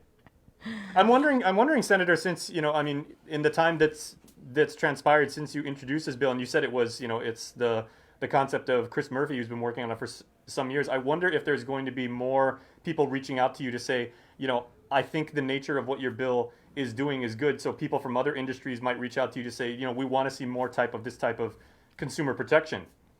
Yeah, because that's basically what it is. Yeah. How about commercial properties, Right. Senator? We just had a comment here. Right. Yeah, this bill does not include commercial properties. It's only for residential home buyers. So that's potentially another opportunity for change. But I think with commercial property owners, I think they're a little bit more. They have more of the resources to look at the property and just do more due diligence. And this is really just to protect the average home buyer out there that may be buying a home for the first time and doesn't necessarily know what to expect or to look for. So it's more for the little guy, I think, in this particular bill. But yeah, that I'm open to looking at that one as well. But yeah, definitely that's important. To make sure that whoever's purchasing any kind of property is has the knowledge of what they're buying, so that they're not stuck with any kind of a repair cost, unforeseen repair cost. Right, or a Tatamona that's because I've been told when I went to the Surahanu that there's a Tatamona that follows me. So, but then again, I mean, we keep that. these aren't necessarily according to what we believe. These aren't necessarily. I mean, they can't necessarily all be bad things, right? They could be spirits that are the nice Tatamona. Yeah. Or the duendes, No, and I was saying because we're talking about this in a real estate context, you Right. might even say that might increase the value of a property. Maybe. If it was built on top of or near like no hallowed one's ever ground. broke into this property because we have a mean ass Tatamona that's very protective. So yeah, we're gonna jack up the price $20,000. No, this is gonna be cool. I'm excited for the The debate. hearing is today, right? The hearing is today on your bill. This morning. Yep. Wow. 9 a.m. Well, thanks. Can you disclose who the person is that says there's some constitutional questions regarding this bill? Not right now. I believe. Well, we'll see. Let's Yeah. wait and see, because I don't. Yeah. What about the realtors? Are they kind of going to be on board with this, or? Well, we did invite them. I know the last time we had a public hearing on this, they were in support of it. I see. That came. I think they actually probably practice this already. They do a disclosure. I know when I've done the house to homes segment with our friends Liz and Gina, they say that because Guam Association of Realtors, they have their ethics policy that they enforce with their members, and they said that they typically they do disclose, if there's been any illegal activity, definitely, but like even stuff that a prospective buyer might think is like a little Right. scary. But I just got to say, I watch a ton of scary movies, and anytime there's any issue with the house being haunted or paranormal activity or Tatamona or whatever, it never ends well. Every time in the movie, they're like, oh, yeah, it's a beautiful house. Well, 3 people were killed here. I like it. Let's get it anyway. And then next thing you know, another 3 people. No, well, Chris, remember that. Right? They all end every single I don't house watch in the scary movies. movies. That No, well, has Chris- an issue with the ghosts or the demons. It always ends bad. Remember that line from Eddie Murphy's his old stand-up routine? He's like, oh, what a lovely house, and like the neighborhood's wonderful and everything. I love it here and everything. Get out! We can't stay. I mean, like the Amityville Horror House. I mean, imagine like getting shown that one and be like, oh yeah, there's some things might happen here. No, this is a fascinating bill, though. I think this is gonna be really interesting. Yeah, you should have introduced it in October though. Just thinking about that as you guys were talking. Halloween, right? Joy commented poltergeist. Oh no. All right, Senator. I hope we didn't get too far off track. Is there anything more you want to bring up? I guess, just, I do have other bills. Today, it's a procurement bill. There's one OPA study that was done regarding the compliance for training. Right. So I think it's really important to build capacity. I know when we talk about procurement, I think it's a multifactorial problem. There's many different problems to this. And this is just one part of it is, building capacity within our government agencies. And the audit basically showed that there wasn't enough, personnel that comply with training requirements. And so what this would do, it would definitely create it would basically make OPA the agency that oversees compliance, because right now there isn't anything in place. And so this comes at the recommendation of the public auditor. And what this would do is basically kind of ensure that the capacity is met. And what that means is that businesses who are, basically are waiting on a procurement, a purchase order, if we have the qualified people in place, perhaps we can, make that process quicker. Because what I'm hearing is that businesses go to the agencies, they make a decision, and then only to find out later that it got sent to the central General Service Agency and it got changed. So, I mean, if we have qualified personnel that are speaking the same thing throughout the government agencies, we can probably get these procurements done much quicker. It saves, businesses the headaches, it just makes things more streamlined and more efficient. Right. So that's just one part of it, right? Of this. So that's one of the other bills that I'll be hearing today. All right. In addition to the bills. Thank you, Senator. I know we're going to let you go. You got your hearing to prep for, but definitely appreciate your time. And there's also a protest. I know that you came up with Pertayla Tegson, and I actually flaked on getting one of them on today. But there's a peaceful protest tomorrow. You care to shed a little light on that as the environmental chair? Sure. Yeah, so there's the protest is from 4 to 6 p.m. tomorrow, and there's 2 different locations. There's one in Adelut, and the other one is at the ITC building intersection. And, basically as you know, the 5th firing range has not been, we're still, hoping that could be saved, that last piece of forest, the limestone forest, that's very critical, in addition to protecting our water, our aquifers. So, 6.7 million bullets being expended every year indefinitely with lead. Lead was banned and back in the 1980s in the United States and in 1999 in Guam. And the reason for that is because of the health effects, especially to our most vulnerable, the children, and it causes delayed development. It causes all kinds of health effects. And it's really, unjust to have that sort of impact to our island. And, we're going to be left with the burden of having to mitigate those problems. And, we think about our water, the GWA would have to clean the water should it be contaminated with lead, which means increase in water rates, right? So I think, whatever we can do to prevent this from happening, this is the time, this is the most important time to stop any kind of harm or damage to the environment and to our people.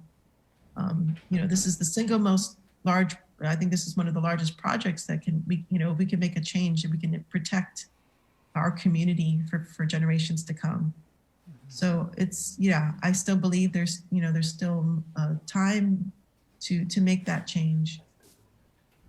And then all the social distancing, you got to wear your mask, conduct yourself with respect. There's a whole bunch of ground rules. And you guys, Pertayla Tegson has a Instagram. You can go on there. They have a bunch of graphics about it. Thank you, Senator. All right. Thank you so much. Good luck today. Okay. Yeah, good luck. See you. There you go. Senator Sabina Flores Perez. No, I always get those. No, it is interesting. I'm like trying to make it through the whole interview without calling her Senator Sabrina. Has Guam ever had we've never had our own branch of the Better Business Bureau, and obviously we don't have a consumer protection agency that falls under the purview of the AG's office, right? Yeah. No, I'm just very curious to see if this bill will actually encourage more of that stuff. Like I said. By the way, speaking of the AG, there is a press conference scheduled for 9:00 this morning. Yep. And so we're going to try and connect into that press conference during the show. It didn't say what he's going to be discussing, but we think it's probably going to be about this opioid settlement. There's an opioid settlement. There was $500-something million. Yeah, around 573 million, I believe. And I mean, I'll be honest. There were times that we've made fun of I made fun of the AG for, he does a jump on these lawsuits, like suing Google, suing Facebook. But I guess we're gonna be getting some money from this. So and this is a lawsuit that 47 other states have And filed against Purdue Pharma. Right. And most of these lawsuits that he jumps on, that you guys hear about, where Guam joins this Google lawsuit or Guam joins this Facebook lawsuit or whatever, is they have an association of attorneys general. And then they all kind of make that call, hey, we're all going to go and jump on this lawsuit. And I was listening to a podcast, and they were talking about all of the attorneys general across the country that were joining in that suit against Facebook, and then they kind of mentioned, and they're like 47 states and Guam, and then there was a legal analyst on the podcast, and he goes, hey man, he goes, in most of those cases, Guam tends to punch above their weight, so we've got some clout apparently. There you go. 8:42. We'll take a break, and we're coming back with Melanie Guerrero, who is the mother of Michael Castro. He has not been found. It's frustrating. I mean, I can't even imagine what his mom is going through. And so we always want to offer the opportunity to keep this fresh, all right, to keep this case from going cold. And so I ask her every few weeks, hey, can you come on, talk about anything that you might have heard or just get the word out about Michael Castro. So we'll do that next right here on The Link. Good morning. In celebration of Valentine's Day, the KUAM News Self-Storage, conveniently located near the Harmon McDonald's. We offer affordable rates, online payments, and auto bill pay for your convenience. Plus gate access daily from 6 a.m. to 9 p.m. Call us today at 648-7867 for more information. The relationship between Guam and Manila, Philippines is undeniable as we share similar cultural traditions, history, and heritage, with generations of Filipinos calling Guam home. KUAM presents a monthly look at the capital city featuring in-depth and engaging interviews on everything from medical tourism to new business and government leaders. Veteran newscaster Nestor Lecanto delivers Beyond Our Borders. This special program is brought to you by the Bank of Guam and KFC. Valentine's Day is coming and love is in the air. On The Link, Sabrina and I playing matchmaker. So get a love connection on The Link. We're looking for Guam's most eligible bachelors and bachelorettes. And we're going to match you guys up. You're going to go on some free dates for Valentine's Day weekends. Just hop on to KUAM.com, fill out a super easy registration form, and you could be making love on The Link. Hey, all right.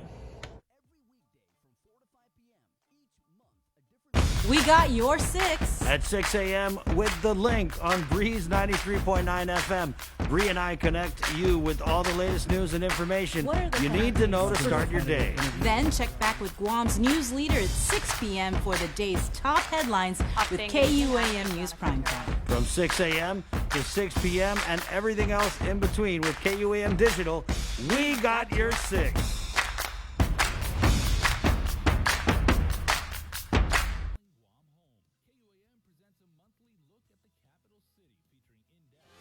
Hafaday. My name is Kathleen Fernandez, and I'm a registered nurse at the Department of Public Health and Social Services.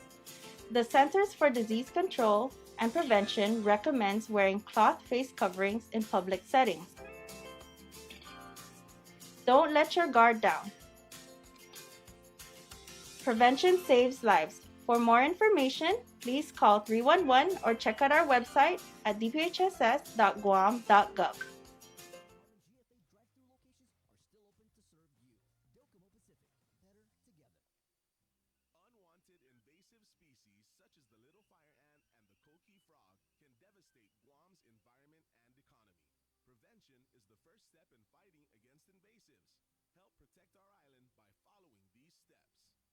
Our frontliners have been working tirelessly to keep us safe, and now they need your help to get our island back up and running as safely as possible.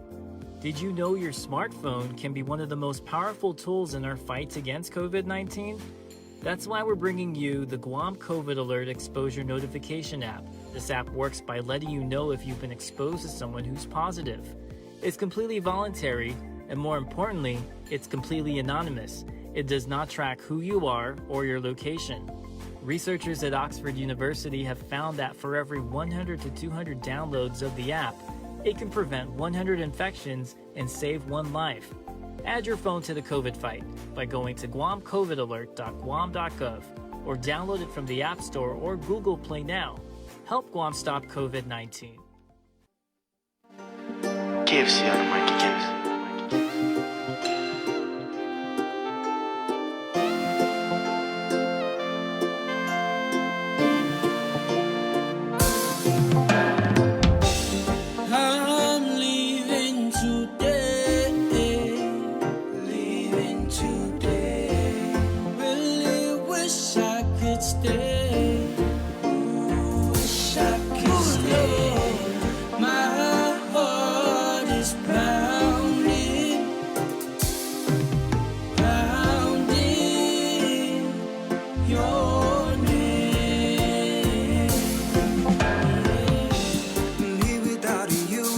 Stormy weather, you're my necessity, only you make it better. Leaving you today could be the worst.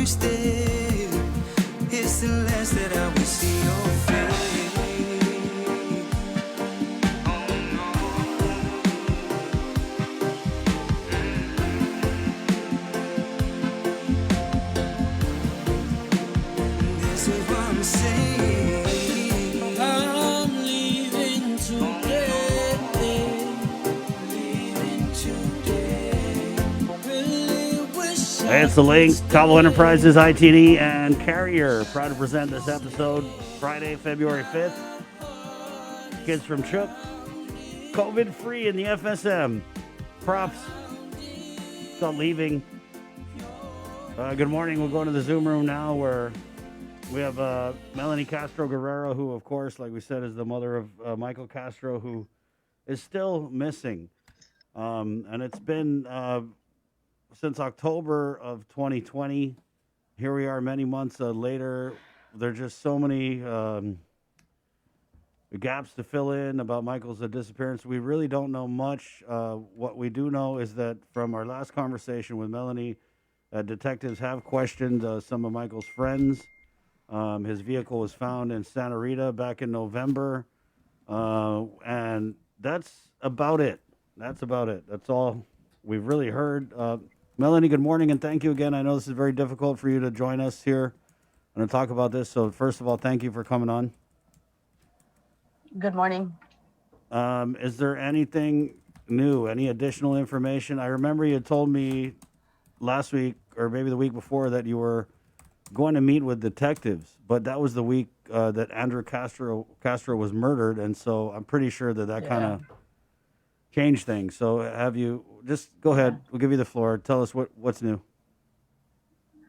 No, I haven't met them in person. The last time that we spoke about me having waiting for a schedule to meet with the higher ups, because the detective that I talk to a couple of times a week, there's only certain questions that he could answer. And so I've just requested to see the higher ups, which I'm told is the captain, the lieutenant, and possibly the major might join in the meeting.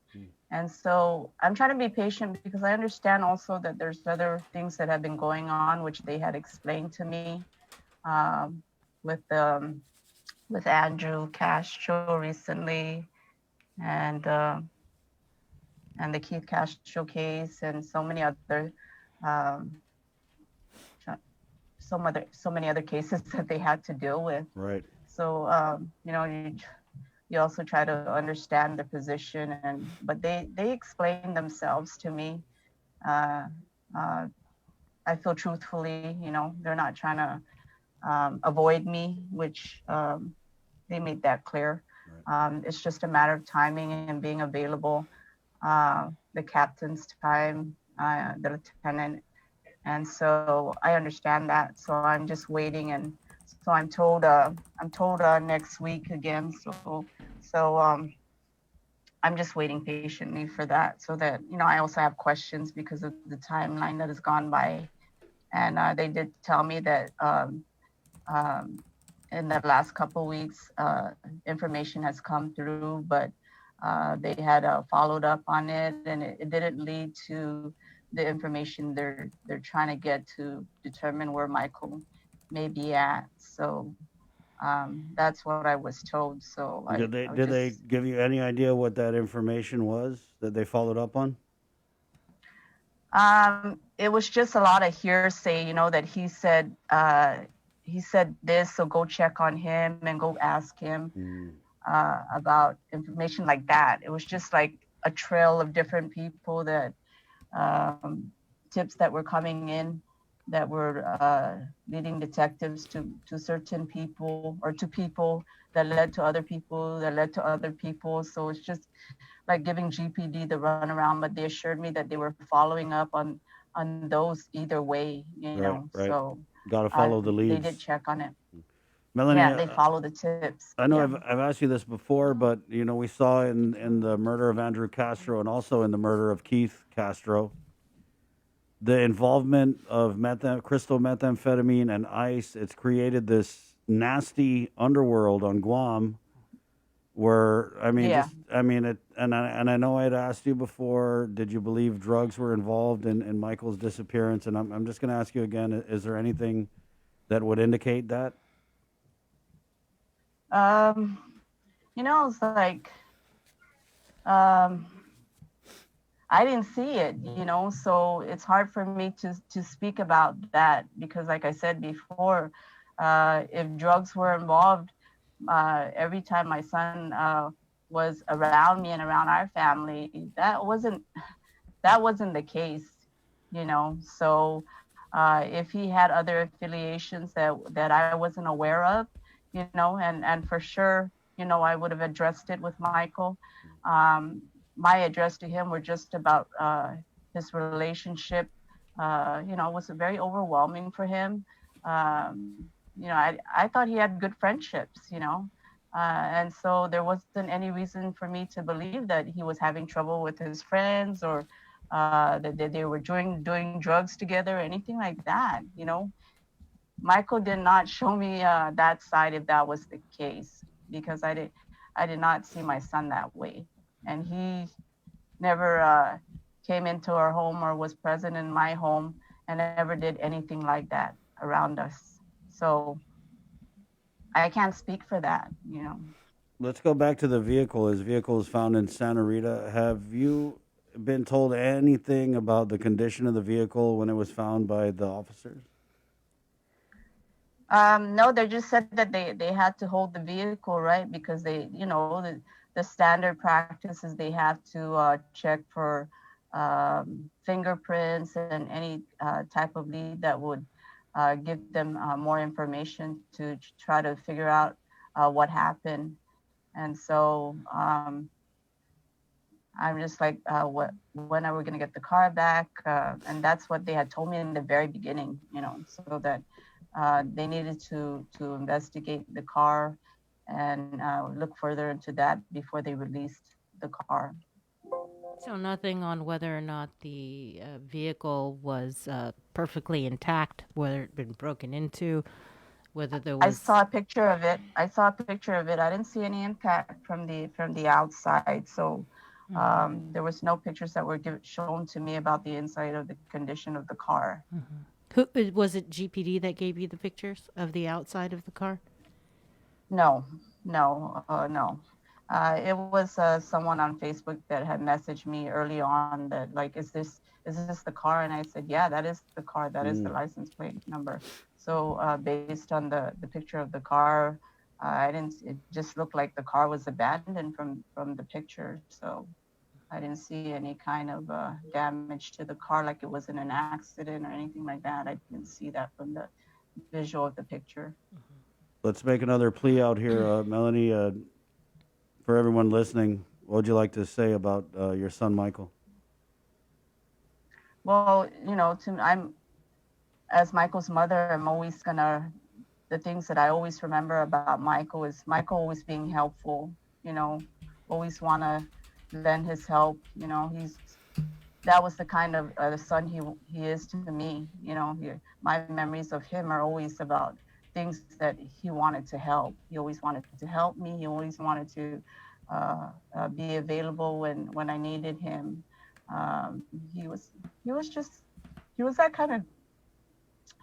kind of person, you know, and I believe, you know, even with some of his friends that reached out to me, you know, like they are wanting to know what happened, and they share some of the, because I want to know, like, you know, when was the last time you saw him, you know, what was he like, those kind of questions, you know, what was your last memory of him, and things like that I need to feel for me as Michael's mother to feel that for Michael to still be alive, you know, and keeping his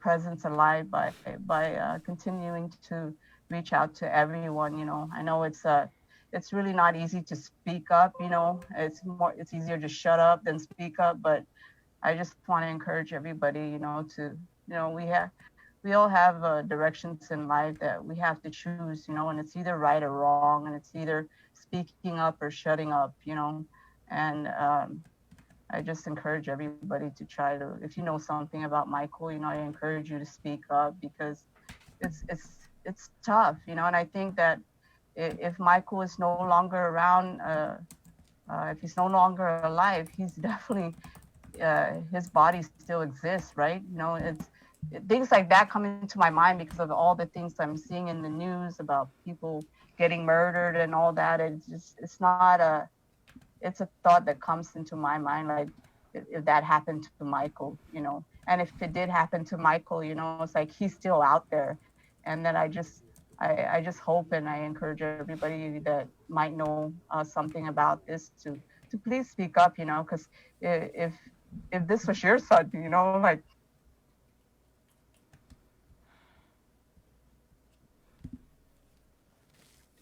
it's really hard, you know, like,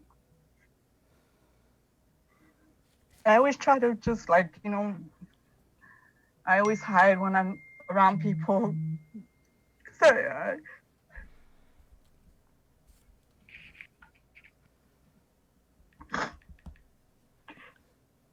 the pain is just like, it's always unbearable, you know, because Michael's always in my thoughts and in my memory, you know, so.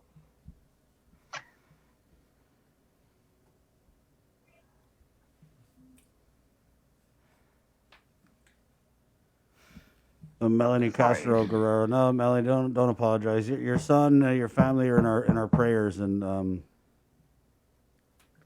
yeah, I just hope that if anyone knows any information at this point, you know, like, you know, there's ways to get in contact without even being known, you know, like everybody deserves to be accounted for. And Michael, for sure, you know, he has a good heart. Everything that I remember about Michael and that I still continue to think about is like, you know, he's so young and had his whole life ahead of him, and my memory of him is always positive, you know, and that's the memory I'll continue to hold on to. And I hope that his friends that are out there, you know, and they hear something, that they'll have the courage to, and I know they will, you know, if they knew something, they would definitely say something. So I'm just going to continue to have hope that you know, people that know something don't continue to be afraid, you know, because at some point you can't just keep it hidden, you know, where he is.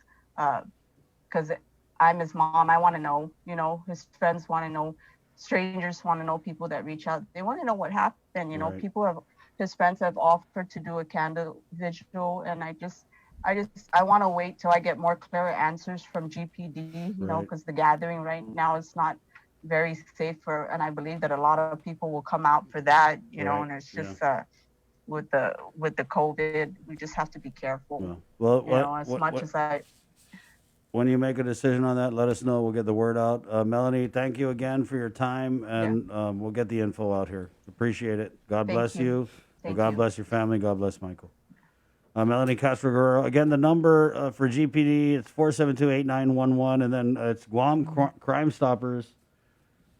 .web.gu, right?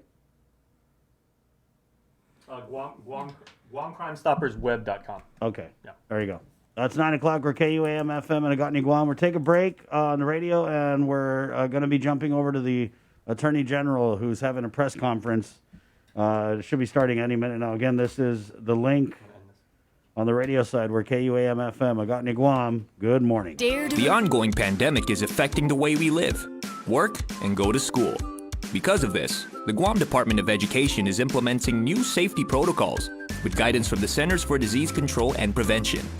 Parents are advised to do the following before students leave the school. Half a day. It's time for school. Remember to wear your face mask. Face masks are mandatory. Wearing a mask protects you and those who are around you. Parents are advised to conduct temperature checks before students leave home. If your child is showing any COVID-19 symptoms, then do not send them to school. Students riding the bus must follow proper physical distancing measures. Bus drivers are aware of this, as well as keeping up with standard sanitization procedures. Buses have physically distanced seating arrangements to ensure a safe ride to campus. Only one child should sit in each seat unless they are within the same household. Enjoy the ride. Upon arrival, students must continue to follow clean etiquette for the safety of themselves, other students, and school faculty. Regular hand washing is one of the best ways to remove germs, avoid getting sick, and prevent the spread of germs to others. Follow these 5 steps every time. Wet, lather for 20 seconds, scrub, rinse, and dry. There are physical distancing markers throughout campus to remind us to stay 6 feet apart. Temperature checks are required upon arrival at any GDOE facility, so always be ready. Continue to social distance. Be mindful to stay 6 feet apart when interacting with your peers. Make sure you avoid touching your face. It's lunchtime. Schools will still provide lunch for students. Cafeteria tables will have designated seating marked with physical distancing information. It is okay to remove your face mask to eat during this time. Class is in session. Before entering the classroom, for drug dealers. But I also pointed out that incarceration alone could not solve our drug problem. We needed to find more resources to support rehabilitation, treatment, and reentry programs to help those who have made mistakes and who have wanted to get their lives back on track. As we know, especially you in the media, speeches and press releases don't produce results by themselves. After taking office, we prioritized looking for ways that we could get resources to help assist in combating drugs on Guam. In June of 2019, I attended the first meeting from our office relating to opioid investigations and the impact of the opioid crisis across the country and also in Guam. After coming back to the office, we started working with our partners to try to figure out what the extent of the opioid issues were here. As a result of those investigations, we filed suit against Purdue Pharmaceuticals in August of 2019, which was the first time our office had filed a complaint of that kind. Since that time, we have continued to work with AG offices across the country in investigating and, where necessary, taking action against companies who have contributed to the opioid crisis. Those efforts have resulted in why we're here today, which is our office securing $280,000 for Guam to combat the opioid epidemic and to assist in drug treatment and rehabilitation. This is part of a larger settlement joined by all 5 territories as well as 47 states against McKinsey Consulting, which is one of the largest consulting companies in the world. They worked with Purdue Pharmaceuticals to target high prescribers, and they encouraged physicians to prescribe OxyContin knowing of their addictive properties. Under the terms of the settlement, McKinsey will create a document repository and will submit tens of thousands of documents that will be publicly available, similar to what was done under the master settlement agreement with tobacco companies. There is also going to be a payment of $573 million. Of that amount, we have secured $280,000 for Guam. This is the largest non-tobacco settlement our office has ever received, and we expect that we will receive an initial payment of $230,000 within the next 60 days, with the remaining $48,000 to be paid out over 4 years at $12,000 per year. Under the terms of the settlement, these funds will put directly towards addressing the opioid epidemic in Guam, as well as the drug problem. Now, to talk about how that exactly will work. There's a need for an immediate injection of resources and funds to those who are providing direct services to people struggling with addiction. And in particular, I know that we have identified Oasis, Lighthouse, Guam Behavioral, as well as court-run programs. We've identified approximately $100,000 that we want to provide, and RSAT, I want to mention RSAT and DOC. We want to, of the $230,000 initial payment, we want to dedicate $100,000 to direct services. One of the things that has come up during our meetings with other AG's offices is that we do not have good data. We are expressly excluded from the CDC statistics on opioid overdose deaths, and it has been to our detriment. So right now, most of our data is coming from those who voluntarily seek treatment or those who are arrested and part of the court system. In order to assist with the collection of data and to help us get a better picture of not only opioids, but the drug problem as a whole on the island, we want to spend approximately $80,000 in performing toxicology reports so that we can get an idea, a baseline of just how expansive the problem is on Guam. And one of the issues, if we only use arrests and voluntary treatment, it's like using speeding tickets to figure out how many people on the island speed. It's a very limited number that we're capturing. With the remaining $50,000, we want to support the development of a local preventative campaign, and also a campaign that will show what resources are available locally to those who are struggling with addiction. You shouldn't have to get arrested to get resources to help with your addiction issues or mental health issues. This is the first and largest settlement that Guam has ever seen, and I believe with our hardworking team, it's not going to be the last settlement that we obtain for Guam and that we secure for Guam. Moving forward, we are going to reach out to law enforcement, to service providers, and to identify other ways that we can effectively use future settlement funds that we receive through our opioid litigation. This would not have happened without the hard work of our Consumer Protection Division. I know some people may believe you wake up, roll out of bed, and there's a $280,000 check that's on its way to Guam, but that is not what happened at all. We've had our Consumer Protection Division has been waking up in the middle of the night to be on these calls with other offices. They've been working with our agency partners to get data. And I do want to give a shout out to our Chief of Staff, Fred Nishihira, and his team, Assistant Attorneys General, Jojo Perez, Janice Camacho, Marina Julian, Ben Pohoki, as well as our team of paralegals, Emma Jean Lamb, and Baron Meadow and Jen Duenas, if you're down there. They are helping us run, and this is just one part of the work that they are helping us with. So with that, Carlina, we can open up the floor to questions. Okay, thank you, AG Camacho. So again, we'll have a 2-minute open discussion with the AG per news outlet present with us here. And then we will follow with a round of questions for clarification. Why don't we go ahead and begin with John with the Post. Hello.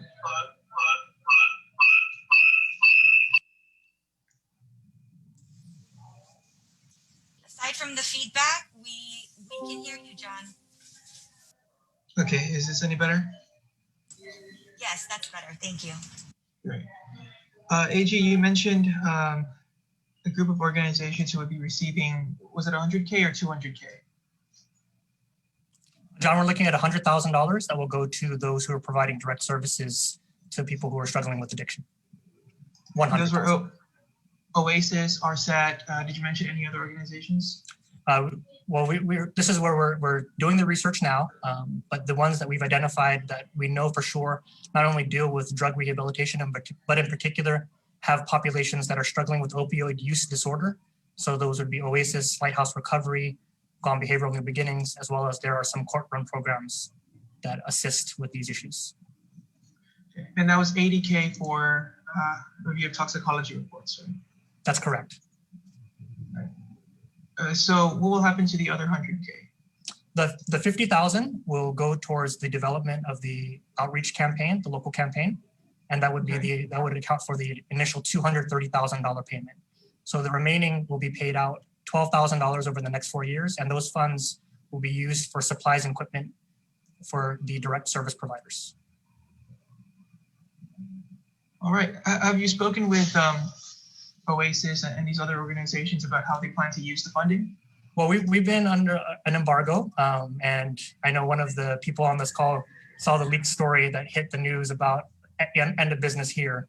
So we have, to the best of our abilities, tried to not reveal that we were entering into the settlement, but I know for a fact that there are wait lists at all of the entities that we've mentioned. I think anecdotally, I've heard 5 to 10 people with opioid use disorder were treated at Oasis, and speaking with one of their staff.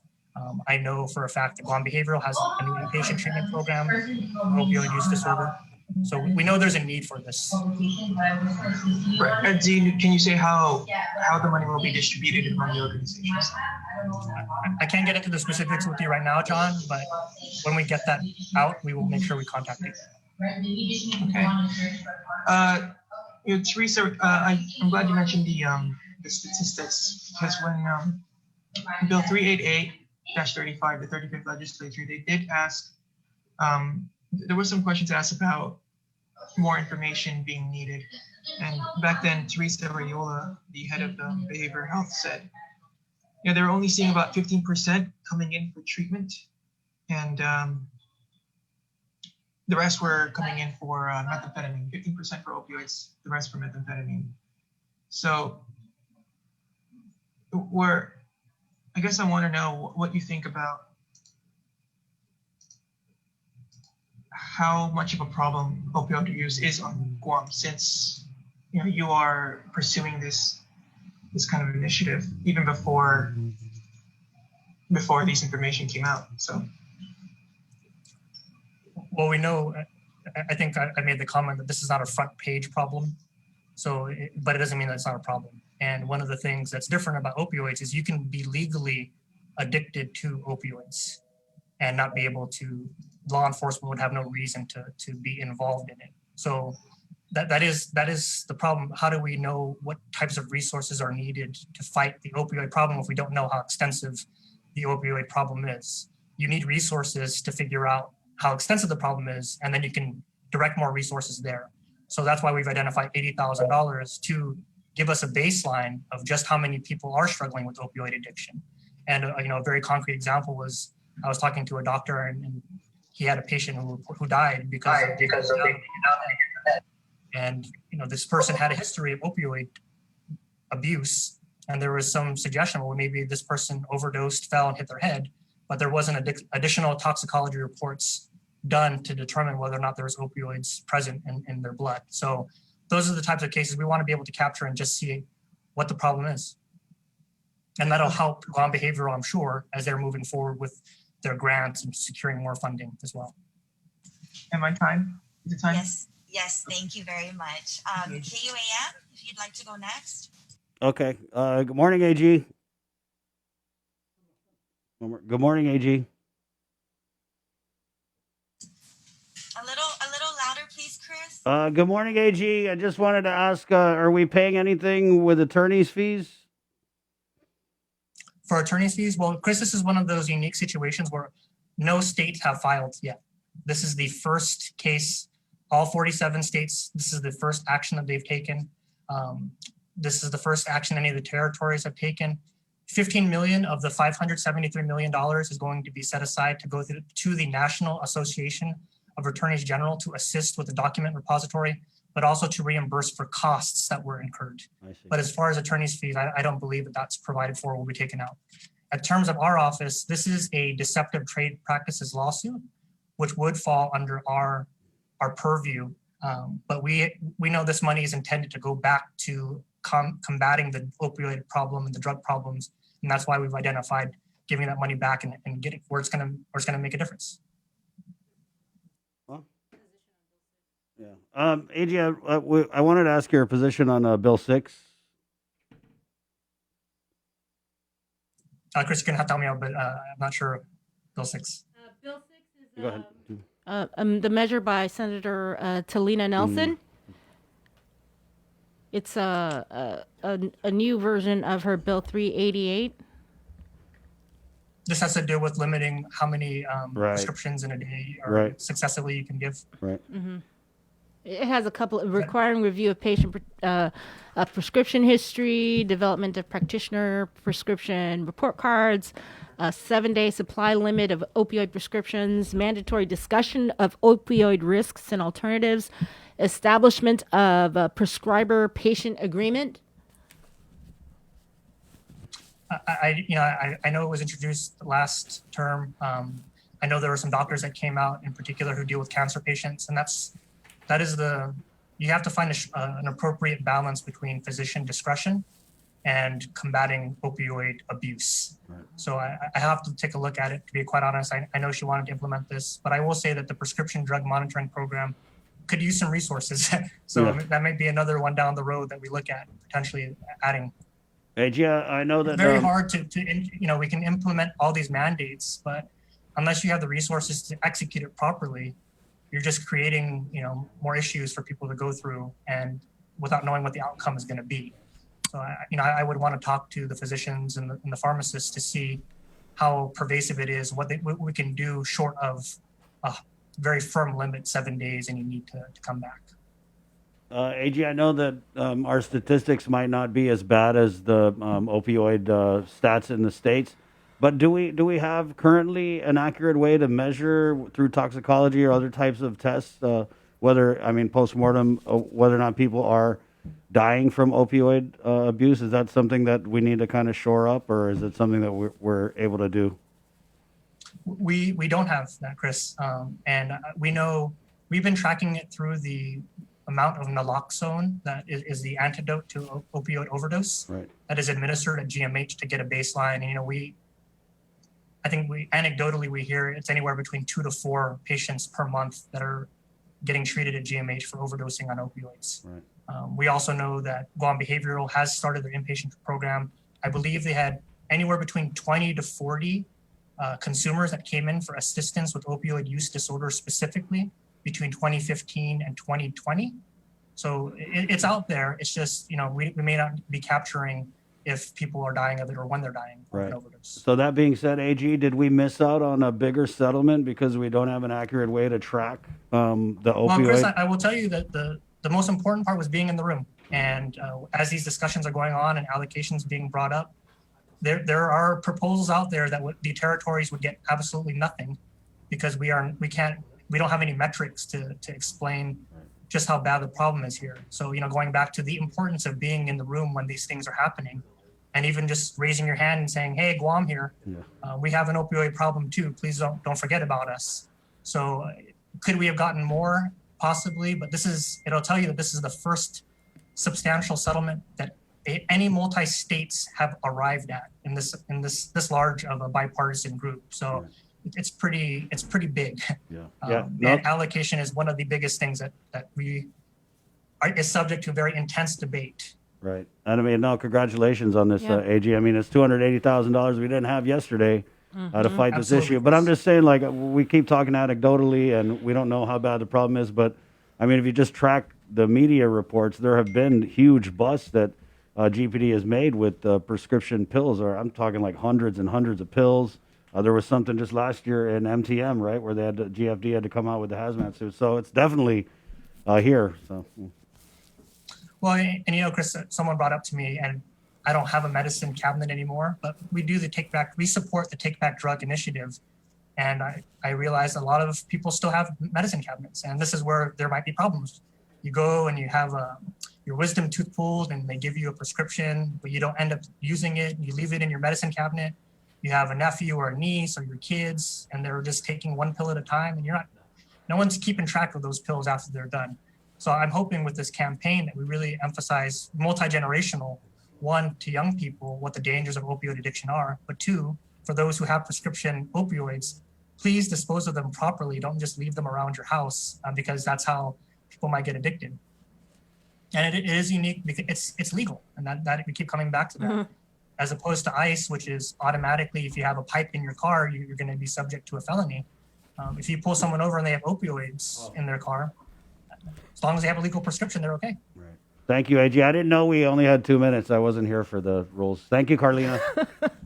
Thank you, Chris. Thank you, KUAM. PDN, if you'd like to go next. Yes, thank you. If someone use their mic, that'd be awesome. Okay, yeah. So AG, could you comment on the other pending lawsuits related to this issue and whether or not you anticipate Guam will receive future settlement payouts? That's what we're working on, Steve. We're actively involved in these investigations. We're obviously limited in what we can say.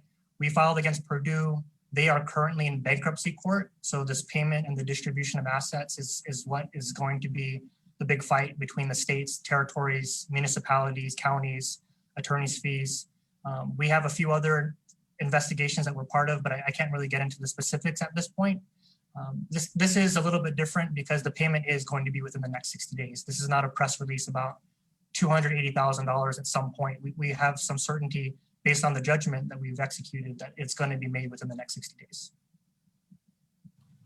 And going back to the toxicology reports, so who exactly would be tested? Are we talking about people who were arrested, people you find dead? Who would be tested for like tox screen? Interestingly, we came up with this idea in talking with the Hawaii HIDA folks and how they've developed a baseline for their opioid problem. They perform toxicology reports at their medical examiner's office for everyone who's deceased. So we're going to be in communication with their office to figure out what we need on the software side, so we can collect the data in a usable format, and then we can turn it over to the legislature as an example if they have a baseline and they want to take action based on the available data. But we would be working with the CME and GMH. Got it. Thank you. You have a minute left, Steve. Would you like to use it up, or shall we move on to PNC? We can move on. Thanks, Colleen. Great. Okay. PNC? Yes, good morning, AG. Is there a chance of individual payouts regarding this lawsuit? What happens if, for example, someone comes in and an opioid abuse victim and says that, he or she wants to be compensated because Guam won the lawsuit? That's not what the settlement provides for the harm. Well, it's to support state or territorial efforts for drug abatement. So there is not an opportunity for an individual to submit claim to receive a monetary award out of this judgment or settlement. Would something like that, AG, happen in the future? I mean, a separate lawsuit, can something be filed or no? That would typically be a larger class action suit. And, to be quite honest, I'm not sure if or how those are being filed, but that's not the basis of the claim that we filed here. Okay. Jerry, the whole point, I guess, would be if someone is struggling with addiction issues, that's why we've made the decision we want to support those who are providing services to people struggling with abuse. So we may not be able to give you cash, but if you're in need of services, that's where this money is going. Okay. Is there any other lawsuit on the horizon that the AG joined? Any other joint lawsuit? We'll be sure to let you know. Other than Purdue, we have a few other things that we're working on and investigating, but I don't have anything else for you at this time. Okay, thank you, AG. That's it, Carolina. Thank you. Thank you, Jerry. John with the Post, do you have a follow-up question? Yes, just for the additional lawsuits. The AG back in February mentioned, or they issued a release on a 1.6 billion settlement with the manufacturer Malin Krot. I know the AG said that he'll give us some information when that comes, but can you comment on this one? The investigation's going, and we're still in discussions. We're not at a posture right now to give you any more details other than that, John. Okay, thank you. KUAM?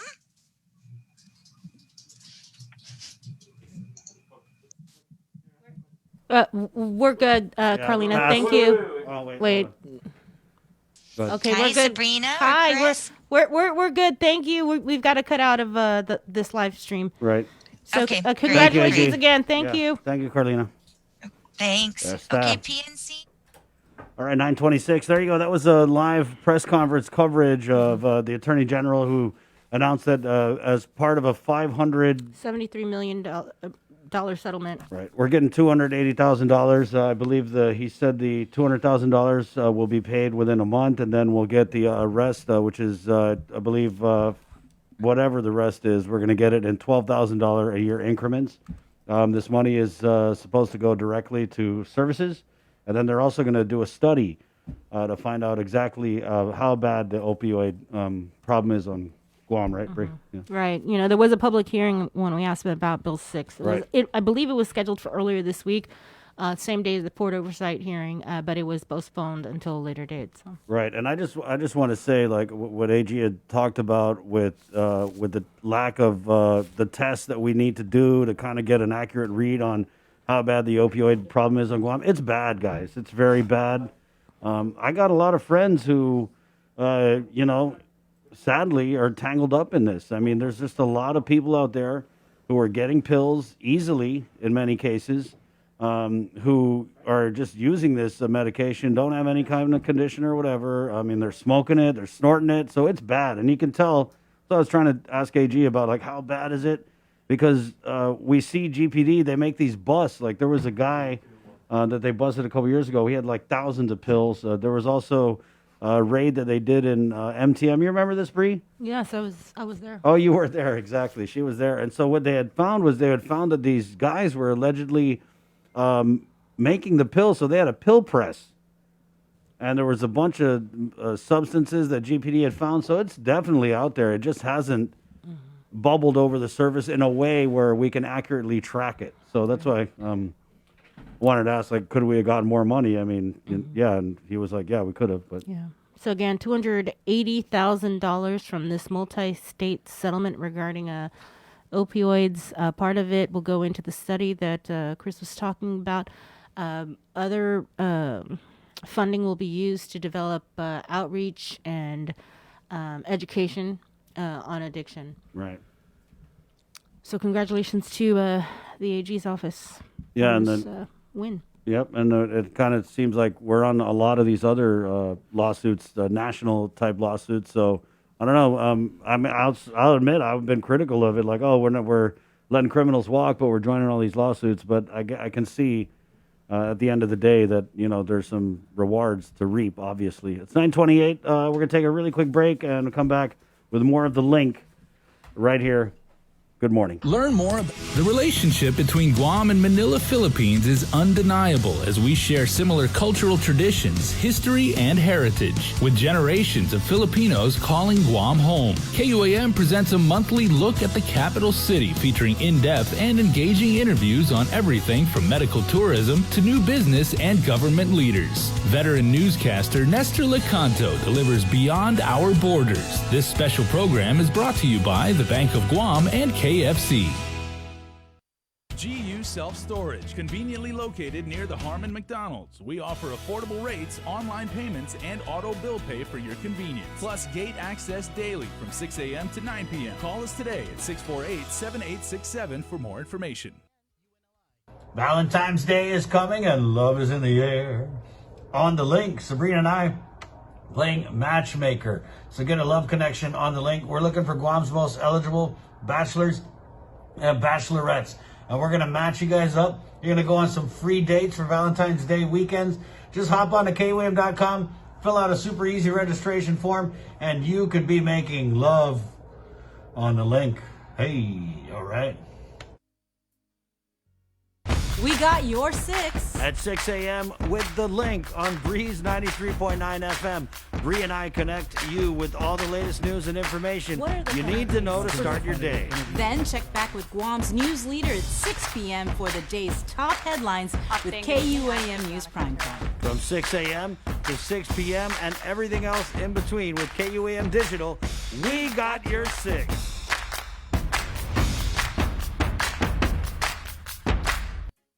Wrote down all the things I said, but I couldn't. I just couldn't. Baby, I know that you've been wondering. Oh, so here goes nothing. In case you didn't know, baby, I'm crazy about you. I would be lying if I said that I could. Hey, good morning. live without you, even though That's Micronation. I don't tell you Good all stuff. the time. This is like Sabrina. If you wonder why we play this song a lot, it's like one of Sabrina's favorite songs. Sabrina is a country gal underneath that hip-hop gangsta exterior. Oh my God. 9:31. This is The Link. It's Friday, guys. Give her sweetheart and go to town. You are a fool. What is that one song? No, I mean it took over the internet. What song was that? The one you just sang? No, but what's the name? I know the hook. What was that, Joseph? It's a dance. They do it. There's a dance to And a it. cowboy boots in it. Oh, I know. It's called Please Stop. Yeah, yeah. Who sings that song, Jay? I have no idea. Let him sing it, whoever it is. No, wait, okay, there were two versions of that joke, right? From 8th grade. It's like, hey Chris, who sings that song? It's like, oh, Lisa, can you let her finish it? Yeah. And then, or it's like, hey Sabrina, who sings that song? Oh, that's like George Michael. Can we keep it that way? There were two versions. Oh, and the other one was that your grandma always told you was when you're like, oh, Nana, I can't find something. She's like, look with your eyes and not your mouth. Yeah, I And use that if- one all the time with my kids. Speaking of singing, we're gonna have you singing on Super Bowl. Yeah. How about Really? that? Yeah, during the Super Bowl party. Because you're a super singer. Maybe I'll bring my little what is it, the karaoke mic? Yeah, I don't thing. know how we're gonna do that. nice You guys karaoke can setup. figure that out, the logistical, technical stuff of it. But yeah, I want to hear Jason sing. Super Bowl, Raymond Jay. James Stadium Jay. in Tampa. Jay, so we're doing kind of our pregame thing here on the link. We're gonna barbecue. We got a bunch of people coming through. Double D's got some great interviews. He actually found a real live Tampa Bay Buccaneers fan. Well, he actually featured somebody on his sports segment In Florida. This guy's in Florida. Oh, is he in Florida? Yeah, so Oh, he's because- gonna come on with him in the Zoom. Is it Alex? Yeah, some guy I used to play football with. Okay, yeah, okay. That's Alex Escarraga. When I was doing play-by-play for the Miller Football League, Alex was in, or I believe he still is.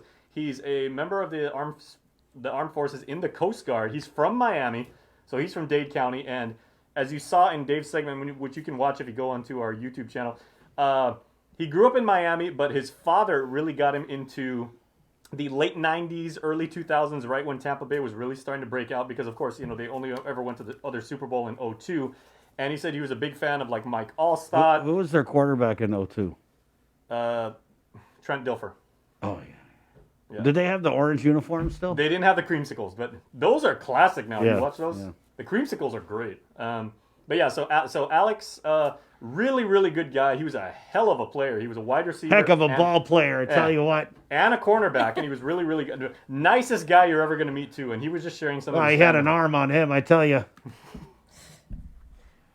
But really, really good guy. Yeah, so that's what's happening Monday. We're doing it's basically party, but don't tell Sabrina because we still got to work. Okay, yeah, Chris. So this weekend, get all your WandaVision and everything out of the way because right. Monday is all about football. That's it. And the game kickoff happens at Jay. 9:30. Now, this is the tricky part, right? Because you know, of course, the Super Bowl. I mean, there's a lot that goes into the beginning of any professional football game. A lot of which never makes the broadcast because you've got. Typically, you would have player introductions, but ever since the 2001 Patriots, when they won their first Super Bowl title, you remember, because coming right on the heels of the 9/11 terrorism tragedy, both teams would typically come out and they do the player introductions again, which you never saw. And for me, that was always my favorite part because I was like, oh wow, I didn't know so and so played for Tennessee or so and so is from LSU. Now they just say, ladies and gentlemen, the Patriots, and they all run out because it symbolizes unity. So they do. The player introductions. Is that why they quit doing that? Yeah, because the Patriots did it, and now everybody just like jumps on their coattails. And then they do. They typically do the coin flip. Sometimes they'll even bring out this year's Hall of Fame class. I wonder if one day they should do a John Kim Poe instead of a coin flip. Black, and white. Remember that? Go on. Keep on. And then they have a whole bunch of pomp and circumstance, and then finally get to the game. And then of course, this amazing moment. It's probably not going to look the same, but whenever you see the kickoff at a Super Bowl, you see like 80,000 flash photography bulbs all go off at the same time and everything. But it's supposed to be around 9:30-ish. Yeah. But we'll probably still be on the air, and I can guarantee you that DJ Joser and I are going to have like multiple screens watching that incredible moment. The odds are what? Favoring the... The Bucks are actually the underdogs. Yeah, of course. I believe by a field goal. Yeah. Oh, by a field goal. Yeah. All right. I mean, the majority of the people are saying that the Chiefs are just way too stacked on all three. Like, faces of the okay, ball. full disclosure, I didn't pay attention to football this year or last year, but I was like, holy crap, the Tampa Bay Buccaneers are in the Super Bowl? And I was like, oh, that's right, they got what's his name? Tom Brady. Giselle said, imagine that. You make $23 million a year, and you're not even the breadwinner in your own family. Yeah. And it's like, oh yeah, like I'm the guy who pays like the utility bill because my wife like rakes in all the dough. I mean, when you are Bree, how is Giselle ranked in terms of like all the world supermodels? She's like top 3, right? Is she still like current active? I believe so. Oh. I'm sorry, I wasn't even paying attention to your conversation. Wow, yeah. Okay. Bree checked out. She was like, Tom Brady's testosterone, wife, right? did too much guys Yeah, talking. Tom Brady's wife. Remember Tom Brady? He wasn't he engaged to somebody? Oh, yeah. And This is why she was Sabrina doesn't like pregnant? Tom Brady. He got guys. Bridget Moynihan And so he cheated on her, right, with the supermodel girl. Yep. No, I don't know if they cheated. Yeah. They broke up. Oh, no, okay, she was pregnant with the his baby. And then he also Okay. cheated with the ball. Yeah.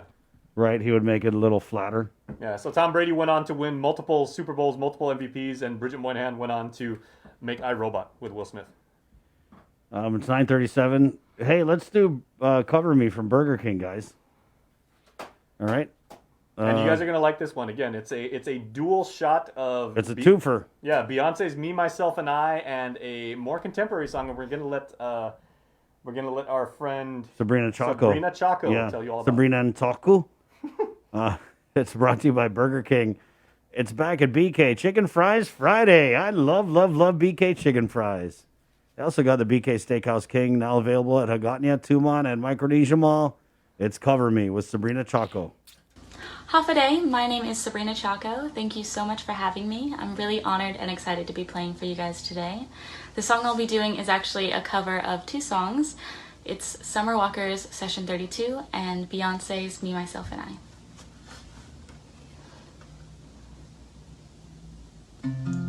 Threw away love that is high. Thought it'd make me feel better. I finally got you on my bed, but I still can't get you on my head. Oh, sending you one text at a time. I know you by your phone, so boy, pick up your line. I ain't proud to beg. What's been said has been said. Oh, I need to know. You don't know what love is. I need you to know. You don't know. You don't know what love is. If you don't put up a fight, you say you know what love is. If you don't stay up all night crying, you don't know what love is. If you're too good to call a million times, you say you know what love is. Swear you never seen it. Then I realized I got me, myself, and I. It's all I got in the end. It's what I found out. And there's no more need to cry. Took a vow that from now on I'ma be my own best friend. Me, myself, and I. It's all I got in the end. It's what I found out. And there's no more need to cry. Took a vow that from now on I'ma be my own best friend. Oh, I swear you never seen it in your life. Oh, I'll be loving me, myself, and I. Oh, you don't know what love is. If you don't put up a fight, you say you know what love is. If you don't stay up all night crying, you don't know what love is. If you're too good to call a million times, you say you know what love is. Swear you never seen it. Then I realized I got me, myself, and I. Right on. Sabrina Chaco there with a double shot, Jay. What songs was she doing there? Well, I know she was doing a Beyonce. I wasn't familiar with the first one, but she said it at the beginning. But I know she was saying that was Beyonce's "Me, Myself, and I," and that is, if you're a true big Beyonce fan, and many people are, but that was one of her. I know she had a music video for that. What's your favorite Beyonce song? Ooh,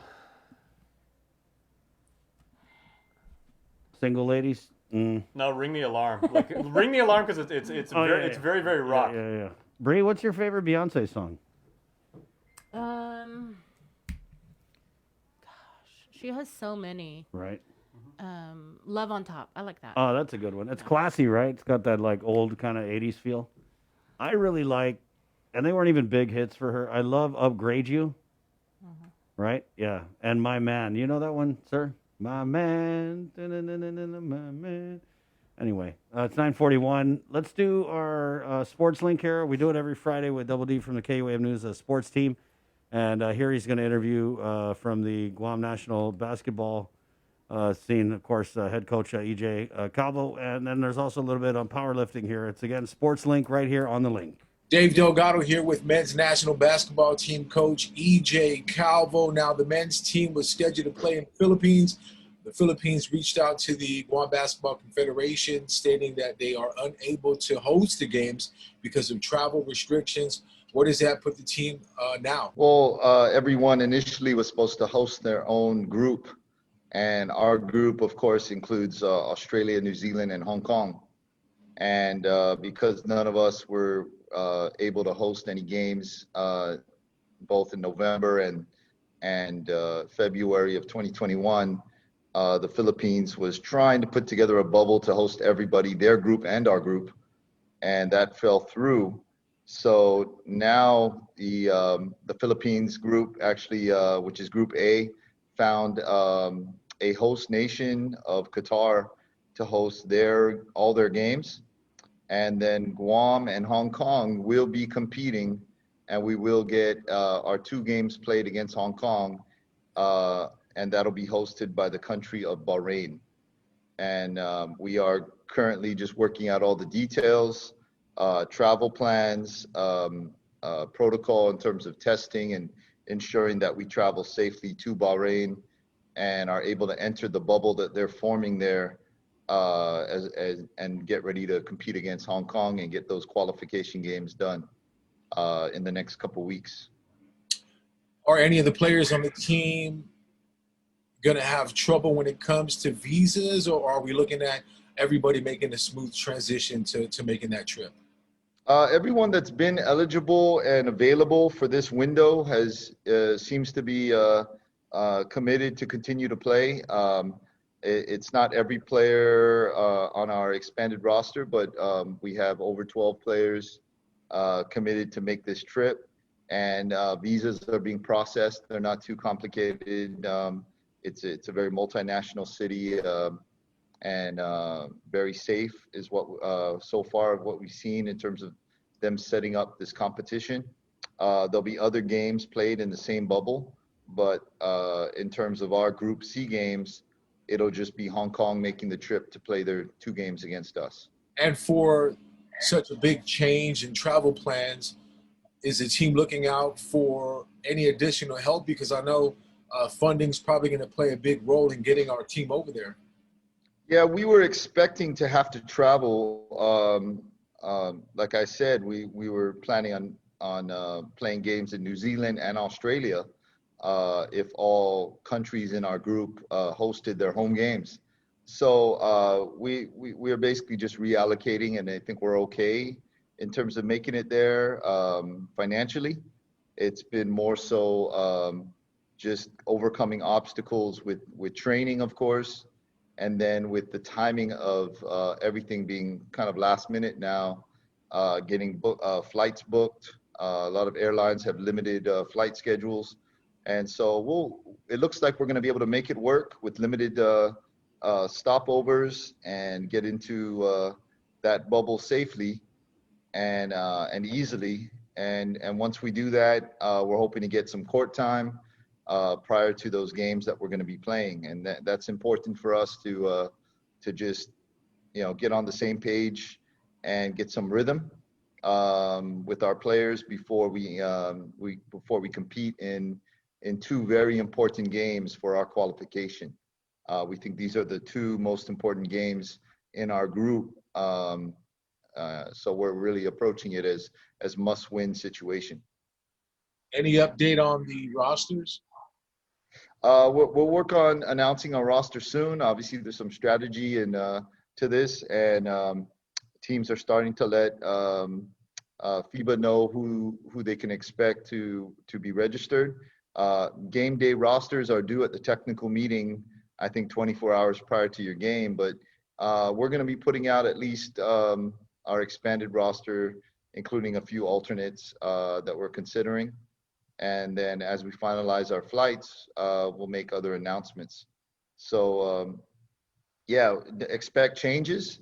A lot of guys that we've seen playing for Guam in the past year to 4 years won't be making the trip, and we'll be adding some new players that may have played for our junior national team, but this is going to be their opportunity to represent Guam on the senior level now. Scouting our opponent, what are we expecting when we step onto the court as far as maybe offensive and defensive strategies? Yeah, Hong Kong's very aggressive, and they definitely have talent. They have players that have played professionally in China and in the Hong Kong Pro League. They have shooters. We're definitely going to have to extend out and defend tight on the guards, not giving them any space, which is pretty much the case in most Asian with most Asian teams. They're always good shooters. They do have a couple big men, but I think we'll be okay in terms of matchups. We just have to make sure that we're, like I said, rotating properly and that we're not getting mixed up so that we cause any mismatches or bad situations. We'll try to, stick to our defensive game plan. Offensively, we think we can run when we need to. We think we can play the half-court game when we need to, and really control the paint. And like I said, it's an opportunity now for some young guards to prove themselves that they can shoot the ball from the outside and also create for others. So I'm pretty excited about this matchup. And speaking with the players here locally, are you stressing the fact that they need to take care of themselves, take care of their bodies, and kind of limit their social gatherings just to make sure that everybody's going to be able to make the trip safely?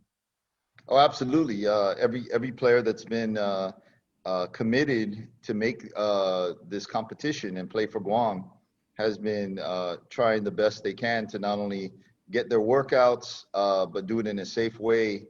And for the next couple of weeks, it's daily exercise of just getting hundreds of shots up. It's not really time to really get in shape or start training. By now, it's more of a rhythm activity. So everyone's just got to maintain that rhythm and stay healthy. And as all the details come in, we'll be ready to go and represent Guam again. It won't be as long a trip either. Definitely less than 2 weeks, maybe just a little over a week. And then, of course, we'll be coming into Guam protocol in terms of our return to Guam safely and quarantining before we can return home. EJ Calvo, Guam national men's basketball coach with Double D from the KUAM sports team. That's Sports Link. We do it every Friday. Jay, if they want to watch the full episode, where do they get it? They can go to our YouTube channel. They can also scroll down a little bit, like on our Facebook timeline. We put all of those up, and Dave doing a really good job of showing you about the world of island athletics, and there certainly is a lot to cover. I had somebody asking me the other day, and they were saying, when are we going to return to like the contact sports? And I was like, not just yet. I was like, they got to see how the non-contact thing is going on. So what was it again? Tennis, cross country, volleyball. Yeah, there was a development though that came out right with the. Are they allowing games or just practices?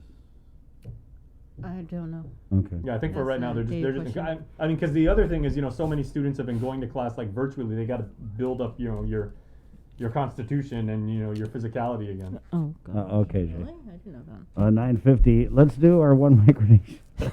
What the hell? What you guys go We're out? gonna build up our constitutionality. No, you guys go out and try and play like a competitive event, like after being on your butt for the last 10 months. I don't know. My son sure as heck hasn't been on his butt for the last month. Oh, he's been making some awesome TikToks. Let's do our One Micro podcast here, which is brought to you by Taco Bell. Dong. All right, in this episode of One Micronesia, Victorious Falan interviews Humanities Guahan about their ongoing projects and programs to show the varieties and similarities. What a wonderful lead. That's a great piece of writing right there, Jason, of Pacific culture. I wonder who wrote that. Jason wrote it, guys. Okay, so it's a sneak peek of the One Micronesia podcast right here on the link. The One Micronesia update is presented by Taco Bell. Live Mas. Howdy, guys, and we're back with another episode of the One Micronesia podcast. Now, in this episode, I do have with me Nadine Songeri and Leslie Reynolds from Humanities Guahan to talk about the virtual story hour. Check it out. The virtual family story hour. It's a weekly program that is held on Zoom, and we have trained facilitators that present multicultural children's books and also Pacific literature, children's literature.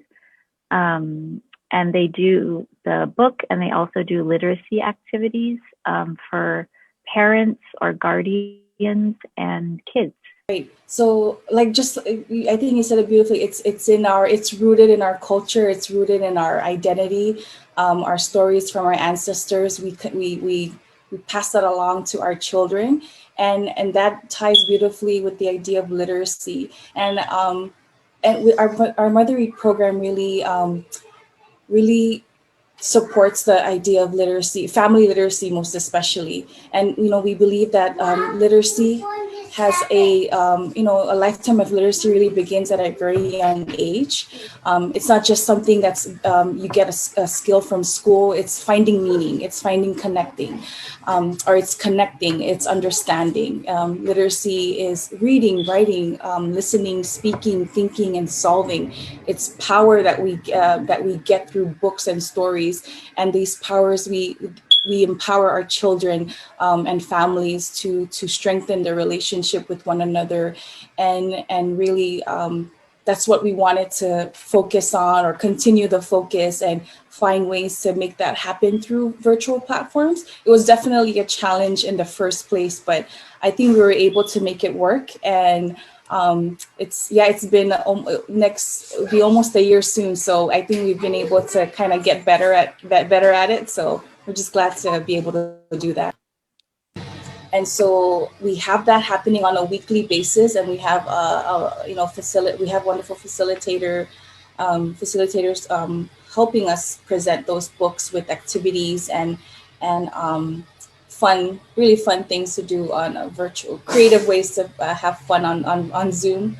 But so that's the weekly one. And then, like Leslie mentioned, we have our special Saturday session, and that's once a month, just because we're trying to identify who the storytellers are, work with them on how to present this, because it's a different platform, right? It's obviously, if it was in person, then it'll just come out differently. But presenting it on Zoom is just another kind of extra things to think about and work it out. And like you were saying, this program, I think at the end of the day, this just really reinforces that idea that we all have that power to our stories are so powerful, and then these stories, how do we make these stories powerful agents or inspirations to part of our community building and part of our relationship building. And so that's really, at the end of the day, what we're trying to do is just strengthen relationship within the families, and then as part of that, an extension to the community around them, and then the region that we're in. Now, don't forget to catch the full podcast tonight on KOAM TV 8 at 6:30, and then tomorrow, Saturday, on the KOAM News Facebook Live. Till then, you guys have a great one, and we'll see you next week. The One Micronesia Update is presented by Taco Bell. Live Mas. That was awesome. Victorious full on there. Jay, when they want to get that full episode, where do they go? Yep, so it's on YouTube right now, as Vic was just saying, and it's going to be on KUM TV tonight at 6:30. So when you are enjoying your pre-Super Bowl dinner, when everybody's all settled in and everything, at 6:30, it's going to be on TV8. And then on Facebook Live tomorrow at 10 a.m. if you want to jump in, add some comments, share your experiences, and Humanities Guahan doing really, really good work. Right on. Some of the takeaways from the show this morning. Daphne Shimizu, Reventex, director, says... There's a lot of takeaways just from Daphne's interview. Yeah. 36,151 EIP, 2 checks out. They paid out $42 million in the last 2 weeks. They are trying to get all of the payments, or a majority of them, out to everybody. This is EIP2 by next Friday, the 12th of February, when, that's the start of the tax season. And the EAP2 checks, they're paying them out based on filing date. Right. For 2019. Right. Tax returns. Right. Well, they got to pay out everything by March 19th. Right. But they're going to try and pay out everything by February 12th. Right. Dr. Hoa Wen, the Physicians Advisory Group chair. There's no change likely for the quarantine protocols for Guam. So it's still going to be the mandatory 14 days of quarantine, whether you would stay 6 days or 7 days at the government quarantine facility and be released if you test negative on day 7. Right. And released to home quarantine. Yeah, and the reason why they're not loosening the quarantine protocols is because of the variant, all right? As the variant continues to spread around the world, they're hoping that this quarantine will continue to catch all COVID cases, whether it's the variant or the regular COVID 1.0. And he was talking about how they were looking at the essential personnel and them testing positive and being released. So. And he's saying that might be something that they could change, that we might see essential personnel having to quarantine just like everyone else. Right. And that is something that we were talking about the other day as we had 2 guards men come back from deployment in the nation's capital. They popped positive for the COVID. Senator Sabina Perez gave her 2 cents on the Department of Labor, whether or not reduced hours workers will be covered under the PUA and efforts to find a solution for that. And then we also had a pretty interesting conversation about seller disclosure for that. It's a bill that she's got in here that would require, if it's passed, require people selling properties, private properties, to disclose any type of stigmatizing events that may have happened there, whether it's drug activity, murder, suicide, or even haunting and paranormal activity. Right. This is something that several jurisdictions She said, have I in think place. every state, right? Right. Yeah. So, and this was introduced, or actually, she drafted this in consultation with Chris Murphy, who is a realtor, right? Mm-hmm. I get, yeah. And she said he's been working on this for like at least 3 years and everything like that. So like not entirely new, but this has been in the works for some time now. And this is just for residential properties. It does not apply Right. to commercial properties. And the public hearing is actually underway as we speak. Right. Okay. And then, of course, we heard from Michael Castro's mom, Melanie Castro Guerrero. Her son is still missing. She expressed frustration at just not knowing where or even how her son is doing. It was a tough interview. So, again, if you have any information about Michael Castro, 472-8911 for the Guam Police Department. You can also leave an anonymous tip, Jason, at Crime Stoppers. Yeah, GuamCrimeStoppersWeb.com. Also, there is a vaccination clinic. It is the Guam National Guard's vaccination clinic. It is from 1 to 7 p.m. today and Saturday at the EOG Calvo Fieldhouse. I know you're supposed to register online, but it is completely booked. But they do have limited walk-ins every hour. So you can try your luck and go there and get in. If they have any leftovers, you can try and get that as well. Again, that's 1 to 7 p.m. today. Then there is a vaccination clinic that Public Health is hosting, which is tomorrow at Ukadu High School in Dededo. That is from 9 a.m. to 3 p.m., but that is for those of you who are getting dose 2 of the Moderna vaccine. Again, that is tomorrow. Homebound vaccinations, they continue today with Public Health from 8 to 5 p.m., but it's only in the villages of Agate, Asen, and Sinahanya. Right on. That's what you need to know here for the rest of the day. Jason? Yeah, and actually, remember, the Micronesia Mall Tango Theaters are reopening at 12. The big kind of like bombshell that came down literally in the final moments of yesterday's show was that the theater would not be able to sell concessions as they had initially planned. Dr. Hoa Wen had some thoughts on that, you know, really not coming to one way or the other, but just saying it is interesting. No, he said it was basically he disagreed with it, and he said it should be changed. Because basically the operating environment is if you were at out to eat at a restaurant and doing Right. dine-in anyway. And I did ask Crystal Paco San Augustine for any more information on this guidance. But she messaged me that she was going into a big meeting and that she would get back to us. What did you say? I'm sorry. You said Janella was going into a meeting, or Crystal. Yeah. Oh, not public. Okay. Yeah, because I'm hearing we're tracking that this is a decision that came out of the governor's office, so that's what we're tracking. 10:02, guys. Monday, Super Bowl. We're gonna be here. Oh yeah, I'm coming in extra early. I mean, we come in. The only people, not even people, the only things that are up when we start this show are the chickens. But I'm coming in. And the super people early. lining up at Rev and Tax. Yeah. Yeah, we got to come in early because we got some setting up to do before we actually go live at 6. You guys are really gonna like Monday's show, though. Yeah, you are. Yeah. And if you really like it, then we'll tell our bosses, and then we'll just barbecue every day. Okay, so Chris, so as promised, right? Chris is on chicken and ribs. I'm on barbecue duty. I'm taking care of the meat. You know me, I always bring the meat. Sabrina has committed to cupcakes of some sort. I thought I said dessert. She said dessert. Oh well, dessert of some sort. And you also committed to rice. And rice. Yeah. I am the What, manliest what man. kind of rice are we going to get, Bree? Just white rice. White rice, nothing, no red rice? No, probably not. I can't wake up that early. Why don't you check your uncle, the one who's in the military? Huh? Your uncle, the colonel. Oh, Barcinas. No, see Colonel Sanders. Are they even open that early? It's Super Bowl, of course. Dude, that red rice, that's boom. Well, and then I'm doing paper products and ice because I'm cool like You know, that. actually, my cousin, he was just promoted to colonel in the States. Wait, we never found Well, out what congrats. DJ Joser is gonna bring. He's going to bring the Tanickling. No, you can't just bring your. Sir, you got to bring Tehran. Pancit. Pancit. Pancit pan- Bihan? Pancit would be good. It would be good. He's going to bring something. Okay. What are you bringing? Oh, yeah, paper products. Yeah. Products and ice. Jason's going to bring his best paper products recipe. Yeah. Oh, shoot, we have to bring drinks. Okay. Yeah. Gotta do that. Well, no, we're going to have some drinks.